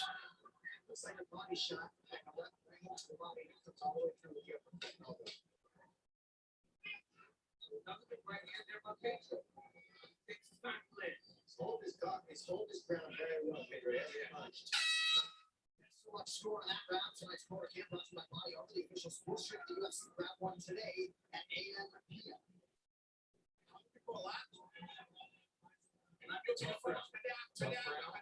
Tough round. In my opinion, it was yours. Okay, ready? Get back to the main.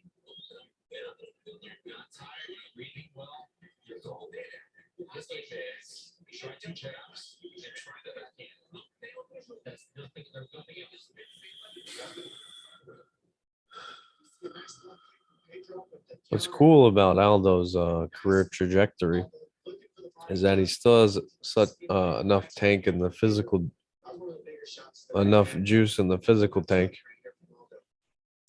Not insinuating that he juices, just talking about though he has a lot of miles, he looks fantastic. And you have all that experience, the years and years and years in fights of just crazy experience.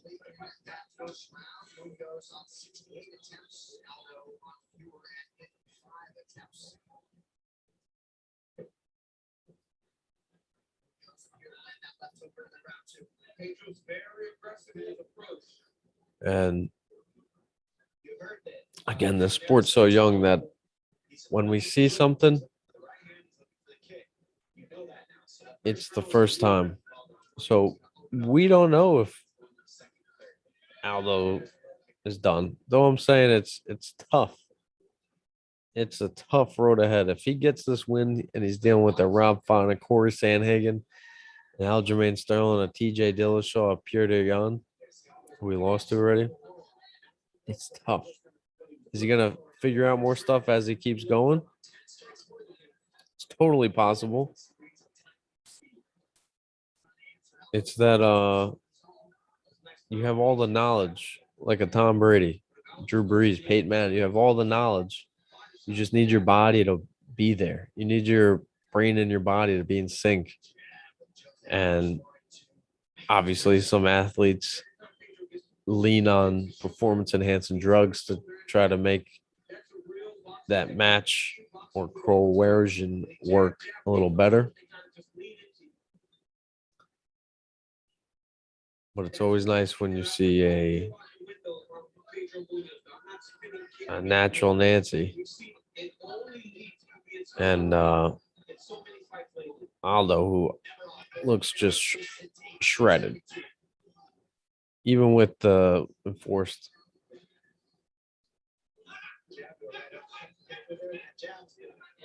the stricter drug performance enhancing drug policies for the UFC since 2015. He looks absolutely shredded still. And as I'm saying, as everybody's been saying, he's only 34. Could he be a champion at 37? That would be crazy. He would crack through top 10 of all time, no doubt. If you have Khabib, GSP, Jones, Silva, Cormier,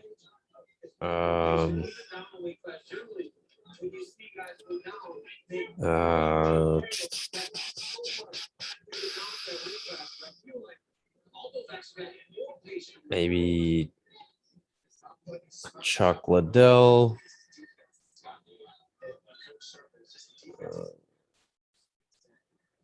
greats of all time. Oh my gosh. It's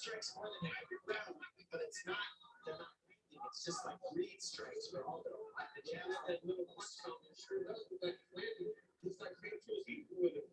it's back and forth. Yeah. 13 strikes to 100 strikes. Yeah. Just barely that. Just barely.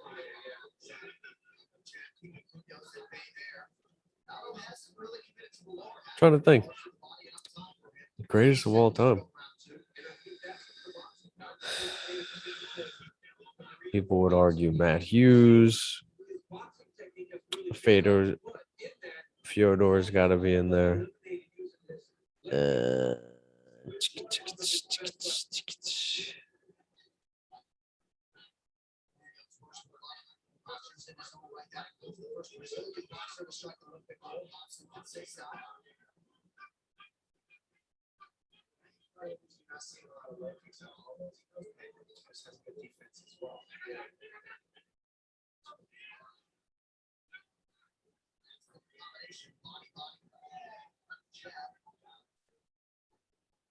And a shovel hook.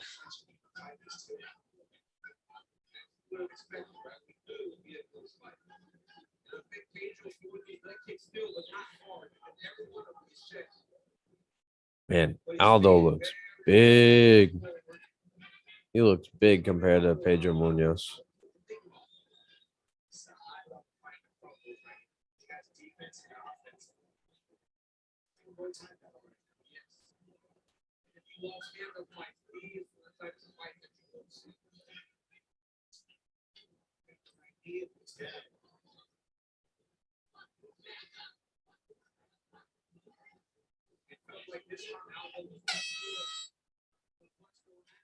And landed at a higher clip.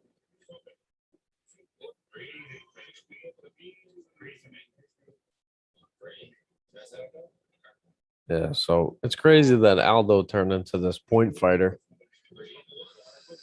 somewhere along the line. I'm telling you, that McGregor loss shook him.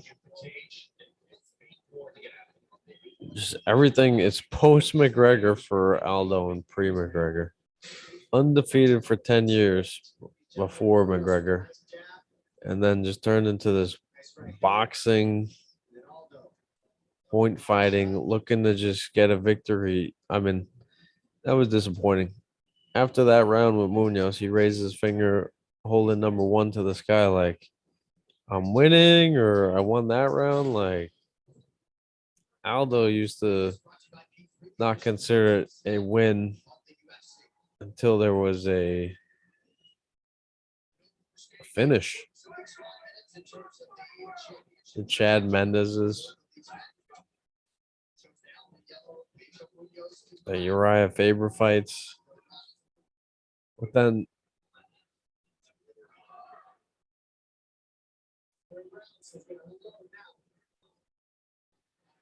yeah, slow down, Aldo. Don't get carried away.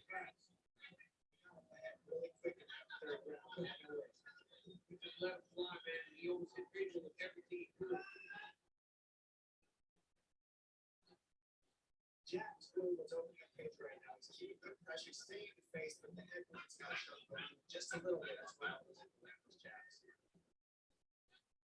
He's progressing forward. So dark. Yeah, he's staying right in front of you. It's everything until he step back.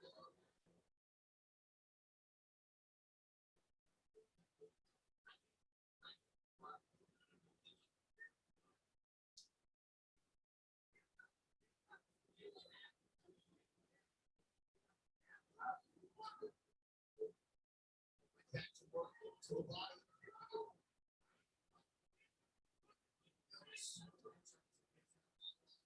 Like maybe this thing's starting to slip away. We'll see if he can coach it your late. What's going to happen? Like it was a close first round. Second round was not nearly as close. And starting his third round has been all Jose Aldo.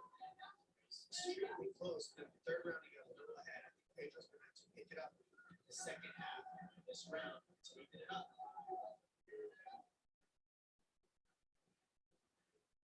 Chat there from Aldo. That's what's making the biggest difference in this type of game so far.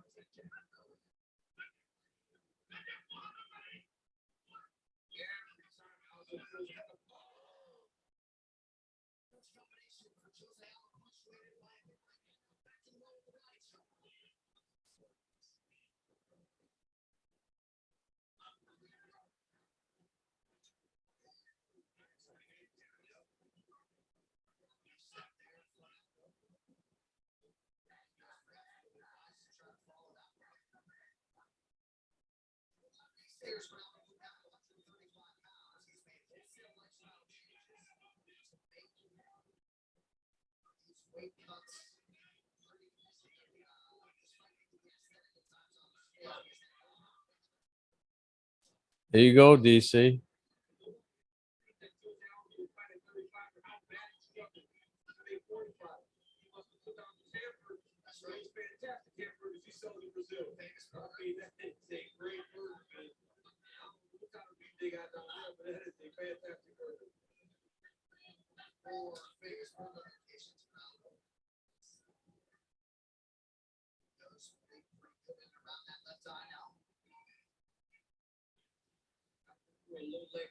Yeah, DC mentioned that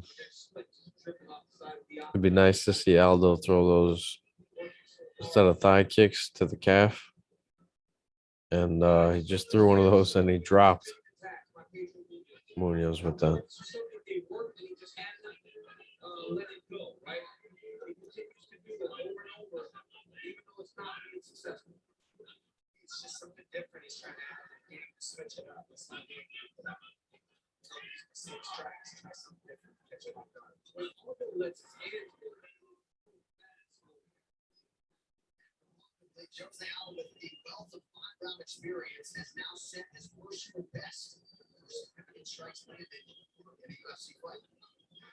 much more active now at 135. I'm talking about the pace of approach that he's taking, and I guess he's not missing. I mean, he's landed at a 58% clip. That's crazy. He's dictating the pace of the fight with his defense. Pedro Rocha throughout night, the super significant strikes landed, whereas Aldo opens it up at the jab and then significant strikes fight. It's just tactics that they get like boxing. Such a high level chess match. And Aldo has used Aldo predominantly boxing tonight. Those numbers in round 3, 77%. And I think at this point, it's a little bit desperation about trying to find that finishing shot. There it is. Aldo checking the clock. And he's winning this fight. In the past, he would have gone for the kill.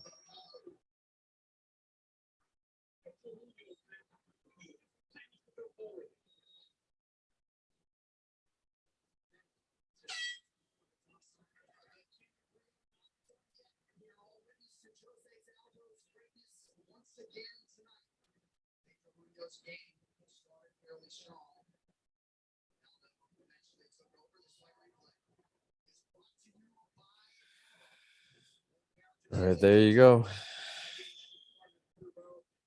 Jab, jab, jab, three jabs back to back. Look at the right hand, always right where it's supposed to be. He throws his combination. Outside the leg kick.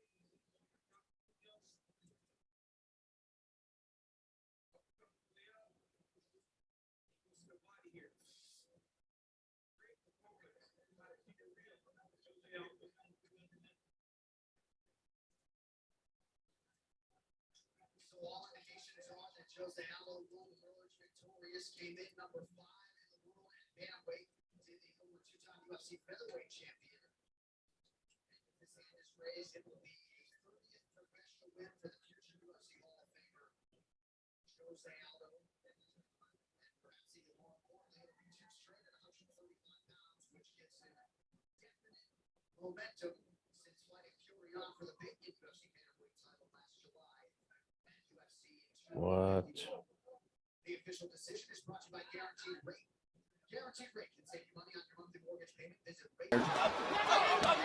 Oh, good. Vintage Jose Aldo. Oh! But how tough is Pedro Munoz, man? Dude just continues. All 3 judges scored this contest 30-27 for the winner by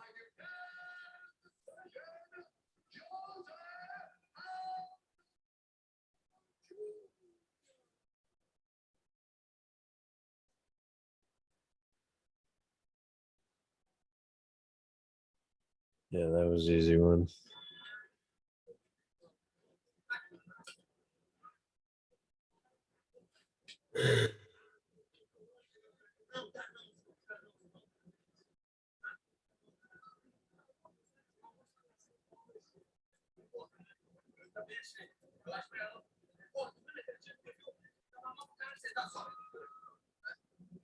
Jose Aldo Jr. Jose, how are you getting better when you've been in the game this long?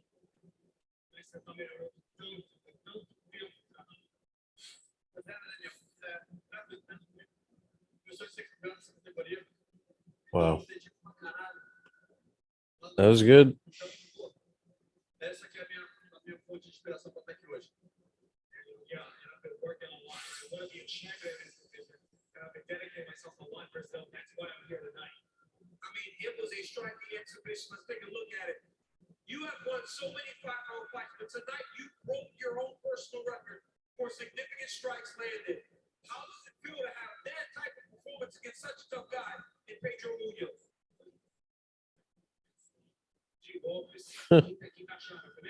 Bilal Muhammad just put out Bantamweight Aldo beats lightweight McGregor. That's great. It's funny. Pode ter certeza que os próximos desafiantes aí eu vou querer ainda mais.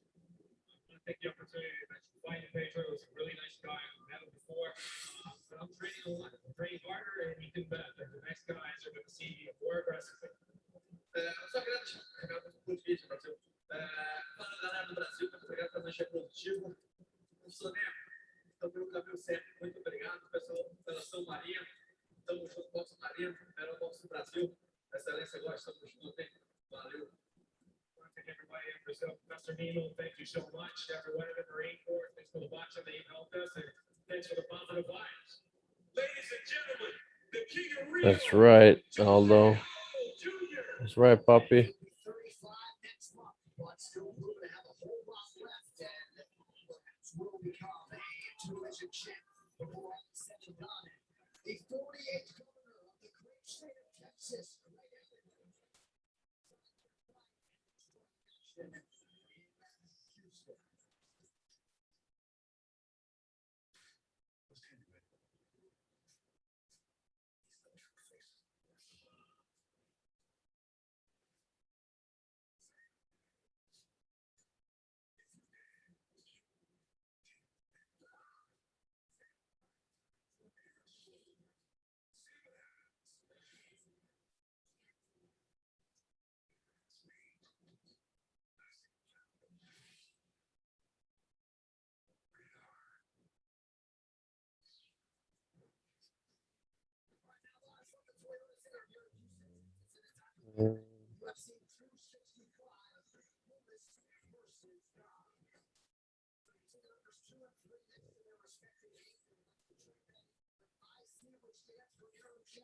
There you see Francis Ngannou looking.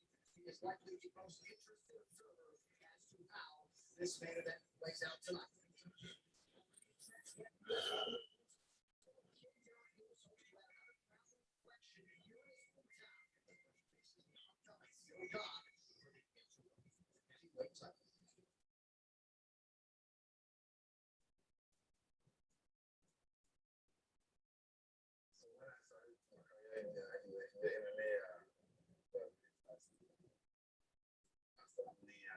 Six months in MMA, I did my first fight, take care of. Things they- Only 3 years. Fighting for the belt in the UFC. This is another big belt. This is my ticket.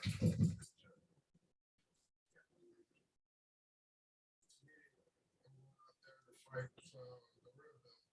It's not interruption. It's the real belt. Fight in my city. Our main event time, boys and girls. Red boxing available.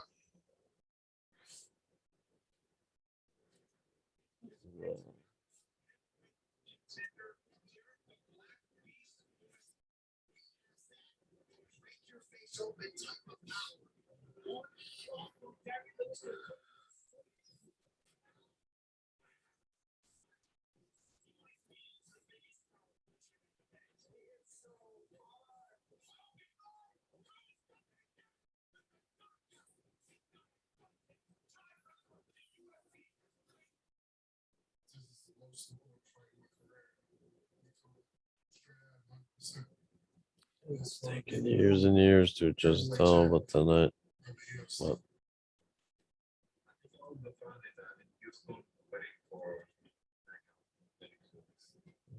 best.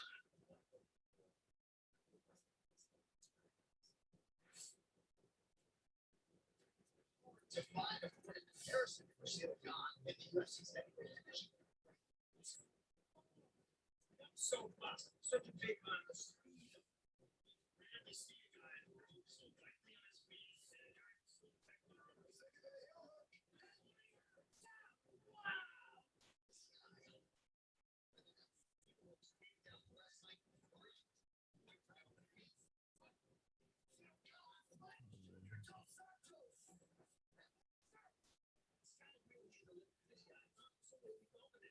The cardio.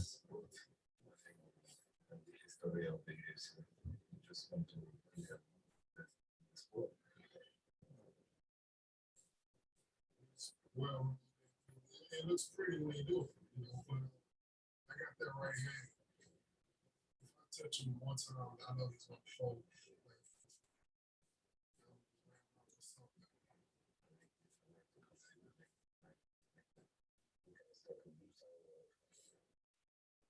So, Oh, right by.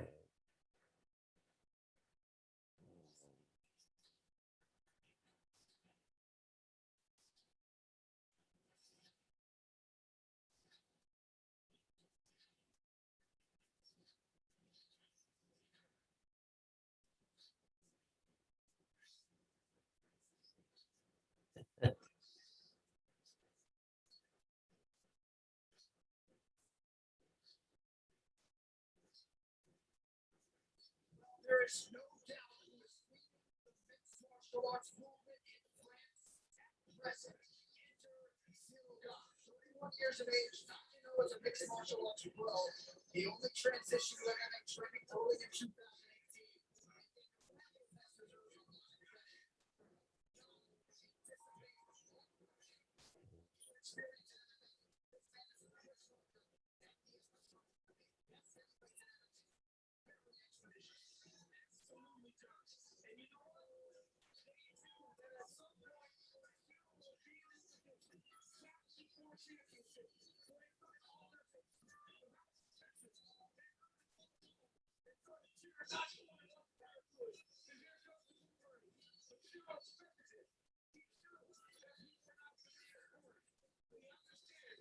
And he knows that this will carry him tonight in such a big fight in a big spot against a tough Derek Lewis. It's taking years.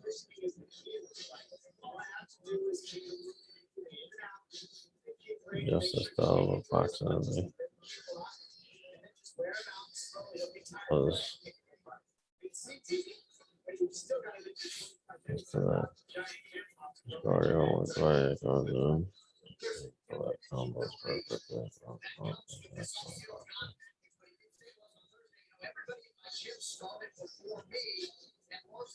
Should be there. Recent 5-round main event experience for Still. this man's a 5-tool player. I mean, still Tipping. What?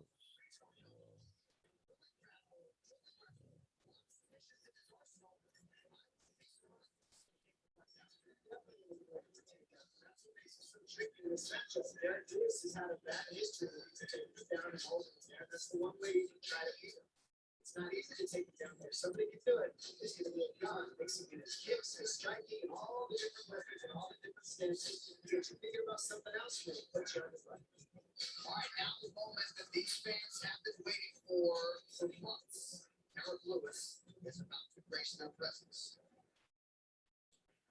All right, folks. Main event. I'm still here.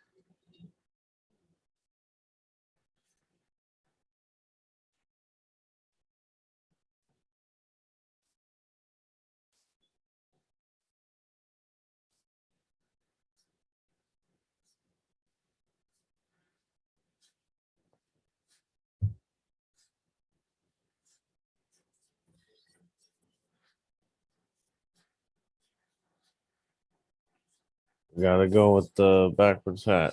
The fact that Cyril Gahn came out to Still Tipping, my high school freaking anthem. I used to know all those lyrics. Respect.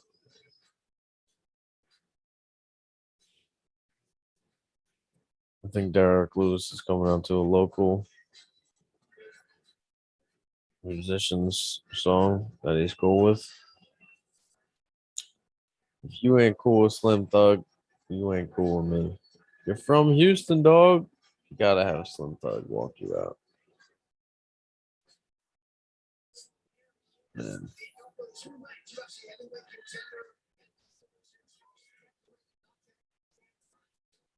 Experience.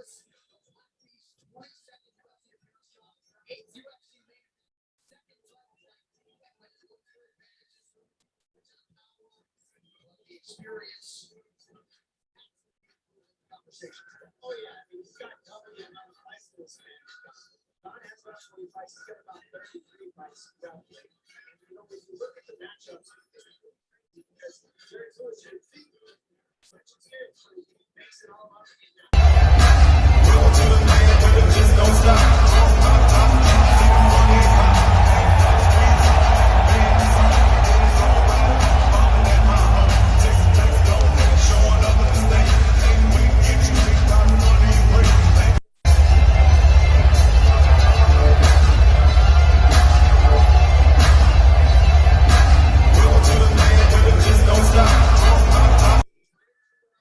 What you guys are hearing is my boy Jake Ashman sitting real pretty, sitting front side for the this heavyweight class. My boy Jake is a radio host down in Houston for Sports Map Radio. I think you catch him every morning, 9 a.m. to 11 a.m. local time. Jake does great interviews with Dana White. Not sure how many UFC events he's been to, but if this is first, man, a heck of one to go to, especially as a local guy. He's from Long Island, New York, strong on, but he's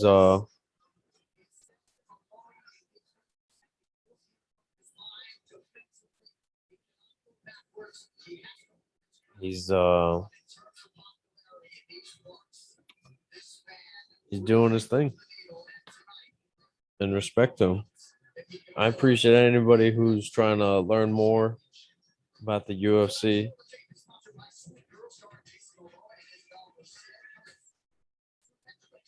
All right, so the odds right now. Derek Lewis plus 270. And Cyril Gane minus 350. Holy moly.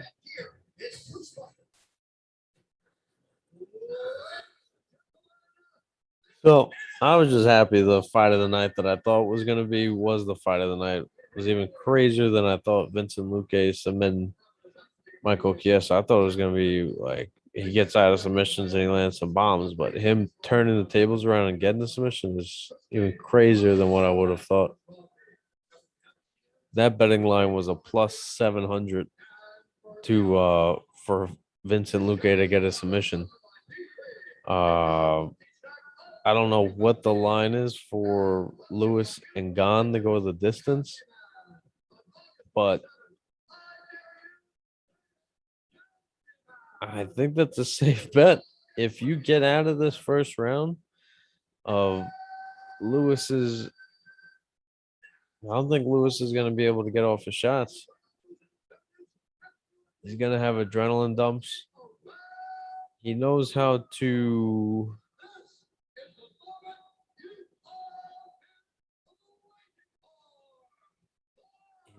conserve energy, but he's not going to be able to conserve it if he can't find a moment to download what Gane's bringing at him.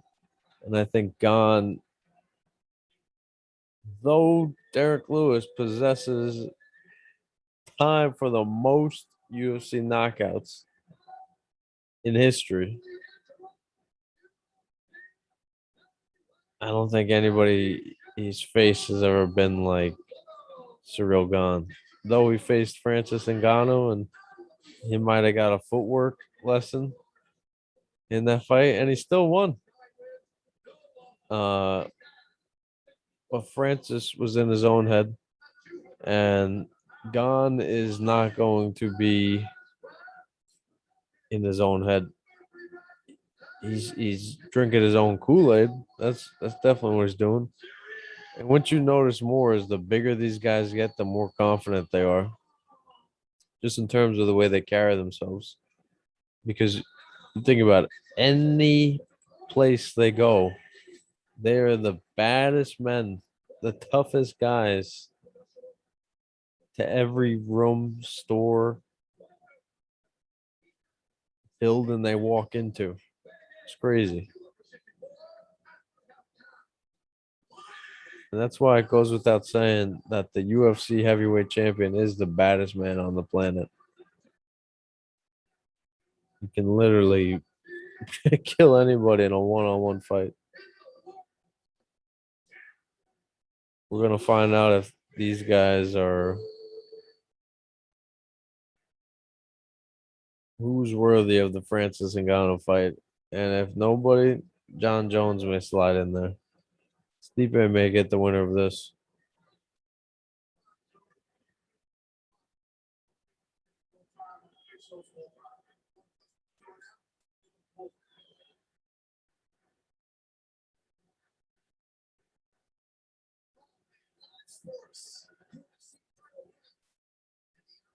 Championship is on the line. Derek Lewis is still trying to break through for France. All right. Here we go. Ugh. Man, I could eat a whole nother jug of ice cream.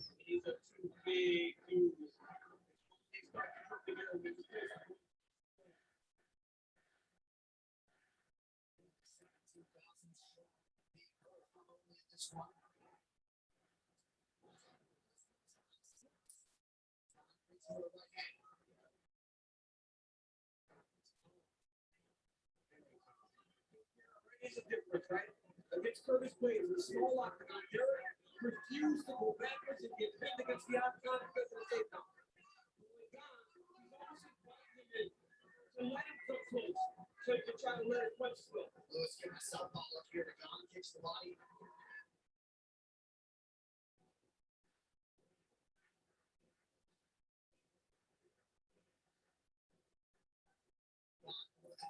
To take his time, block this time. Looks to throw that approach to the knee, set his foot down, follow the stance right after he lands that knee attack. Gets you kind of thinking about the leg, and then he follows it. It's so fast, man.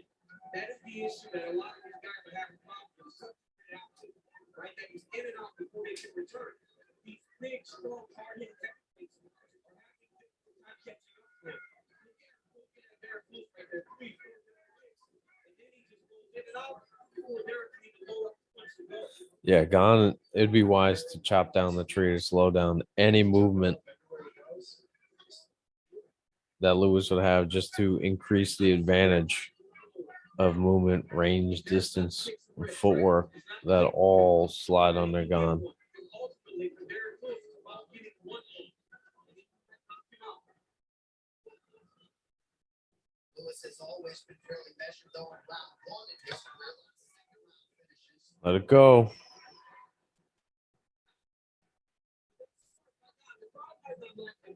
Very smart by Cyril, understanding that the danger was imminent there. As Derek started to change level and load up that big right hand. Stay, keep your edge, keep poking at it like that. Make the big man try to find you, chase you. Just take your time with your ball. Just like he's doing. From the belly, stand outside. For Derek Lewis to get to that range where Gunn is at. Because Derek Lewis is not one time.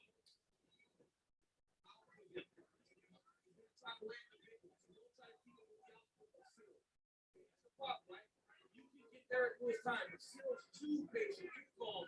That power carries so far into the fight. 3 minutes of combat. Derek Lewis has yet to land a strike, has only thrown 2. One shot should get an option that.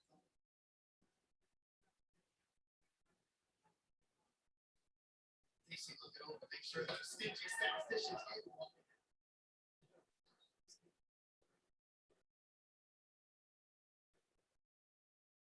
Nut shot.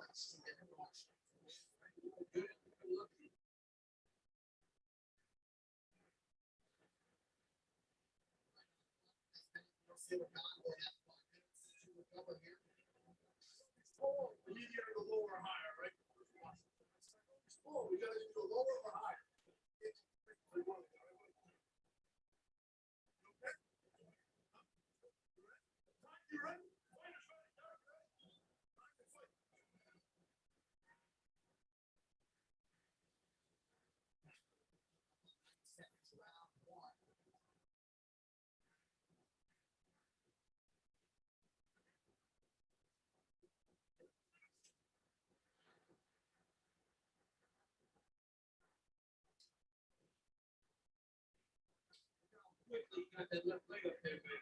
It's fast. It's just double speed. There he's close. Get to the clinch. You just start to let the hand go.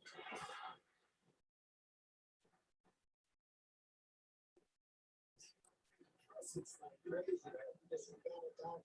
He ran away. Yeah. And that's the exact defense of the good boy.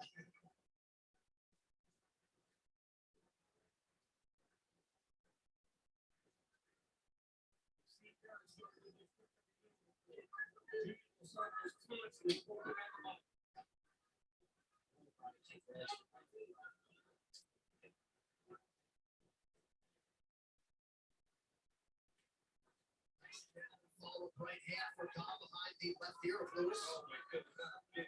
Best punch landed for either fighter. It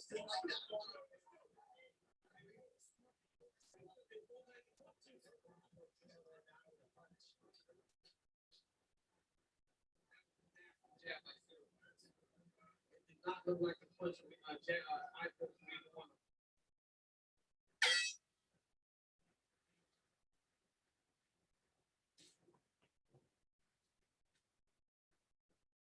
Great punch by Cyril. Little bit of an eye poke by Derek Lewis, but that was a nasty jab by Cyril Gane. So biggest thing is that we're backing up. You cannot back up with him. We discussed this and you know this, okay? So we're down one. We are lunging when we're punching, so we gotta bring our feet with us. Stay outside the foot. Let's fade a little bit, level change, mess with his head. That right hand will angle. We gotta stay outside that foot to do it. Not how we push you forward. Coach.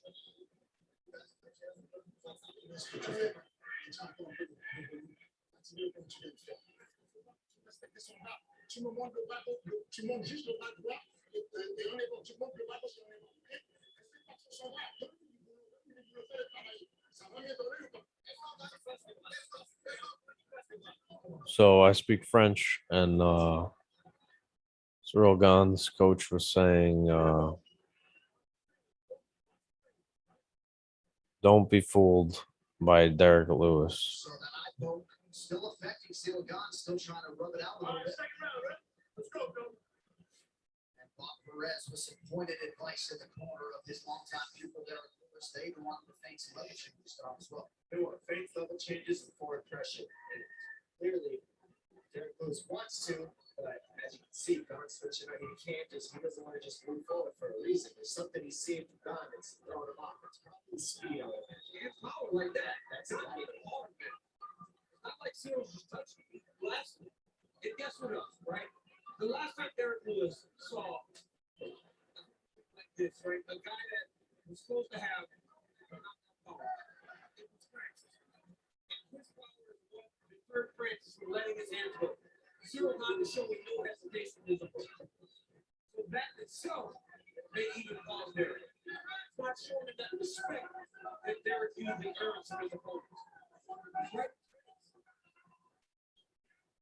Cyril Gane, plan A seems to be working out. Round 2. It's a long time. Yeah.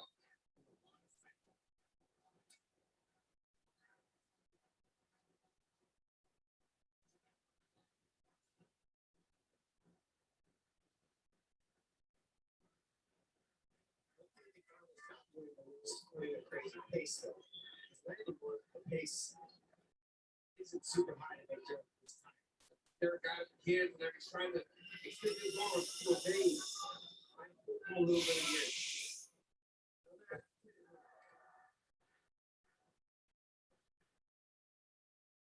Like a swipe, we gotta look at in our isolation monitor.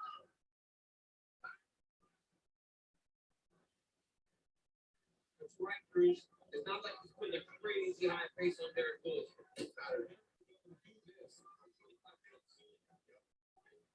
he's got a chance the whole fight. Gane fights in this way. They're just fighting smart. It's just fighting smart. And Derek keep his confidence if he's fighting at this pace. It's range for Gane. The power not as threatening. Every single thing, right? Every interaction with by Cyril Gane. So it's not going for the same thing every time. Now there's a jumping. This is not where it's at.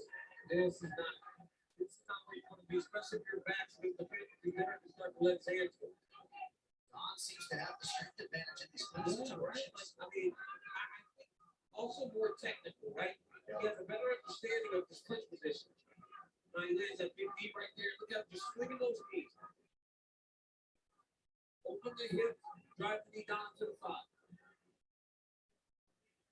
Control the side brace and hip position. So by keeping the right side on the hook, head on the opposite side, control the left side and far side, he is not controlling both sides of their both spot.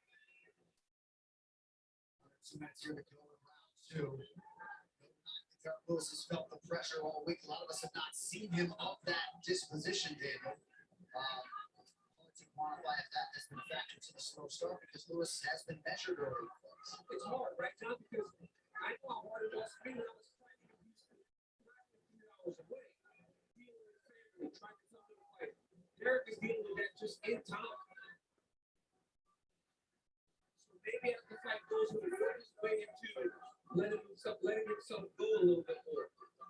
But as of right now, Cyril Gane is way ahead to start this fight. Got nothing to lose when you're Cyril. You got a mark on the record, but you're undefeated and you're not in your hometown. Everybody expects you to lose because you're not the favorite. So you're 9 fights into your career, right? You're in 9 only 9 fights in, right? You're fighting for the heavyweight champion of the world. It's a big, big situation for him. And very rarely do you have a guy that wins a title when he's finally getting into 10 fights. I can't remember anybody different than Cain Velasquez when he beat Brock. Might have had 10 fights. Sure. He's got the Muay Thai records. He's actually got 22 fights. He does not have 10. That's what's different. These guys that are coming in with 10 pro fights, actually, half the time in 10 amateur fights, they're actually 20 of them. Whereas the early days, it was your record was your record. There was no amateur league, so everybody's better now. There was 2 for 17 on his significant strike attempts on the upside. Cyril Gane 62% of his significant strikes, near 70% overall. Lewis going back to the one with that switch hit. That footwork is what's throwing off everything because Derek Lewis is still a second speed to land. It's really not letting that happen. It's that Levinson. It's that Levinson that was killing him, man. All recovery right now, breathe.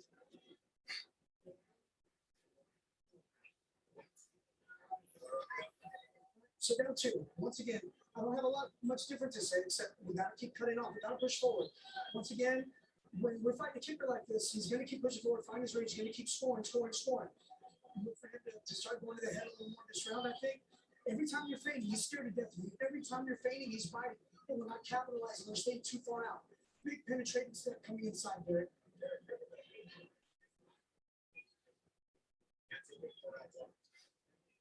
No, baby. Come on. We can't play catch up. Let's go.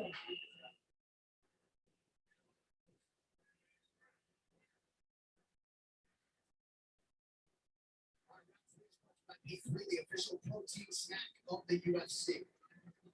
So Derek Lewis, after round 1, was unable to heed the advice of Rob Perez and Joe Murphy, who may have called the missing piece, by the way, in terms of their grappling execution. But CDC, They need him to press. They need him to stop backing up. They understand that Cyril's controlling all the range, all the exchanges, everything they go through. It's on his terms. Derek's got to find a way to change that.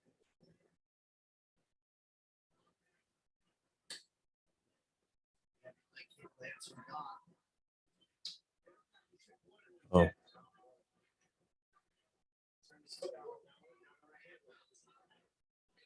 John just keeps switching stances. It's a lot of looks.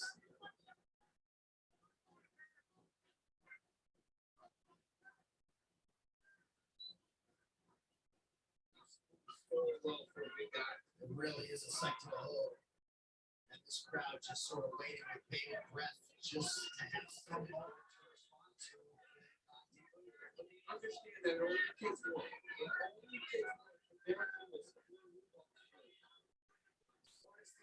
He's like, let's take down this lead leg. So what's the best way to take the right hand? It's attack the right hand or attack the lead leg, but you have to put your pressure on in order to land it. That's do it. So each time he hits those leg kicks, take him a little bit steam off that right hand. Just a little. You see it, right? Bob Perez said every time he feint, he reacts. So throw a feint and let your right hand go. Derek's got to cut off here. He's got to take a step to the left. Right now, just take a step. Swap. Right? There's always an exit for Cyril Gane. You got to follow a slight step off in the direction that he's going. Will help you.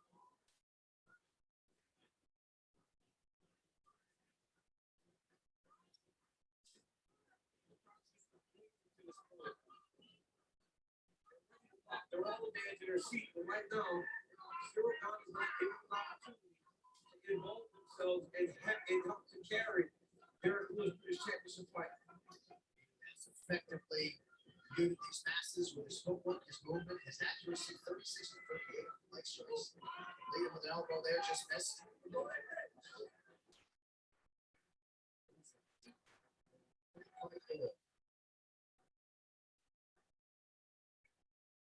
And just watching, you see how well-rounded this guy is. She's putting his hands in the right spots when he's in the air. She knows how to escape and stay safe so you're not getting punched. Twists you at the right time. I mean, he's making the safe moves. He's fighting extremely smart. And he's keeping Derek Lewis on the outside, but he can't do anything. He just keep getting punched. It's very difficult for Derek to get going because, like you said, now when he goes, Donald just hit that little side kick to the front of his knee. Just going down. And those leg kicks crush. Now, so can't beat those. Yeah, God's starting to get confident.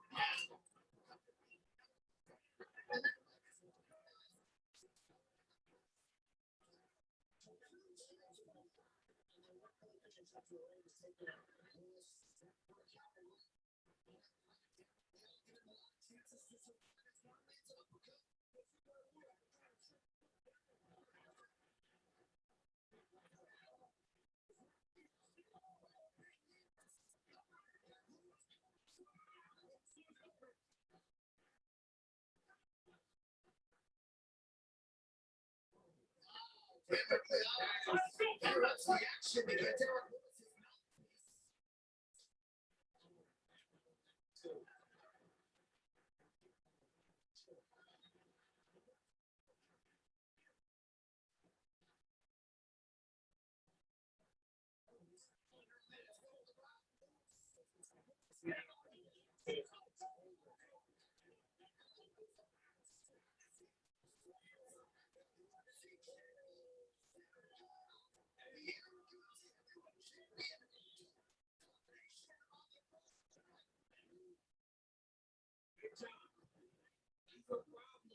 John, he's a problem for them all.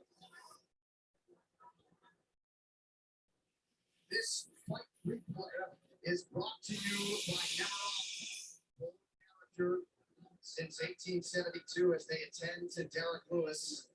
Francis Ngannou would appear to have a real challenge on his hands in the form of Bonga. John, so he's a real problem for Francis. Because if he can fight like this, right? Hey, if he doesn't let Francis get rolling downhill by popping him at the knee, by keeping him at range, he's a real problem for Francis Ngannou. Outside kick, right? Because he makes you fight at range. He just beats you down, making you fight a technical fight. Heavyweight for the brawl. Derek Lewis wants to brawl. He never got a chance. Cyril Gane literally just outclassed him. So the jab, look at that uppercut. Left hook. Even going into the fire, whenever you know Derek's going to start to throw back, Cyril Gane went in there and just dominated Derek Lewis. Dude, this was impressive. He's a real problem. The last time we saw a heavyweight with these kind of kickboxing skills was Rosenstrike. Guess who beat Rosenstrike? Cyril Gane. So here we are. This man is up there. He belongs here. He's proved it again. He took out Derek Lewis, which is no easy task in his hometown. This man's ready for a title. That's all there is to it. What a performance from Cyril Gane. Thrill on one side, Haggerty on the other. Of course, Derek Lewis just unable to get tonight. And certainly the referee, Dan Woodley, All right. every benefit. So we're gone. Congratulations. And thank you. I can go to sleep. That was the beginning of the end. For the Black Beast, Derek Lewis, who you know will be back. And you can't Thank you guys for joining the UFC 265 watch party with your boy Ike. If you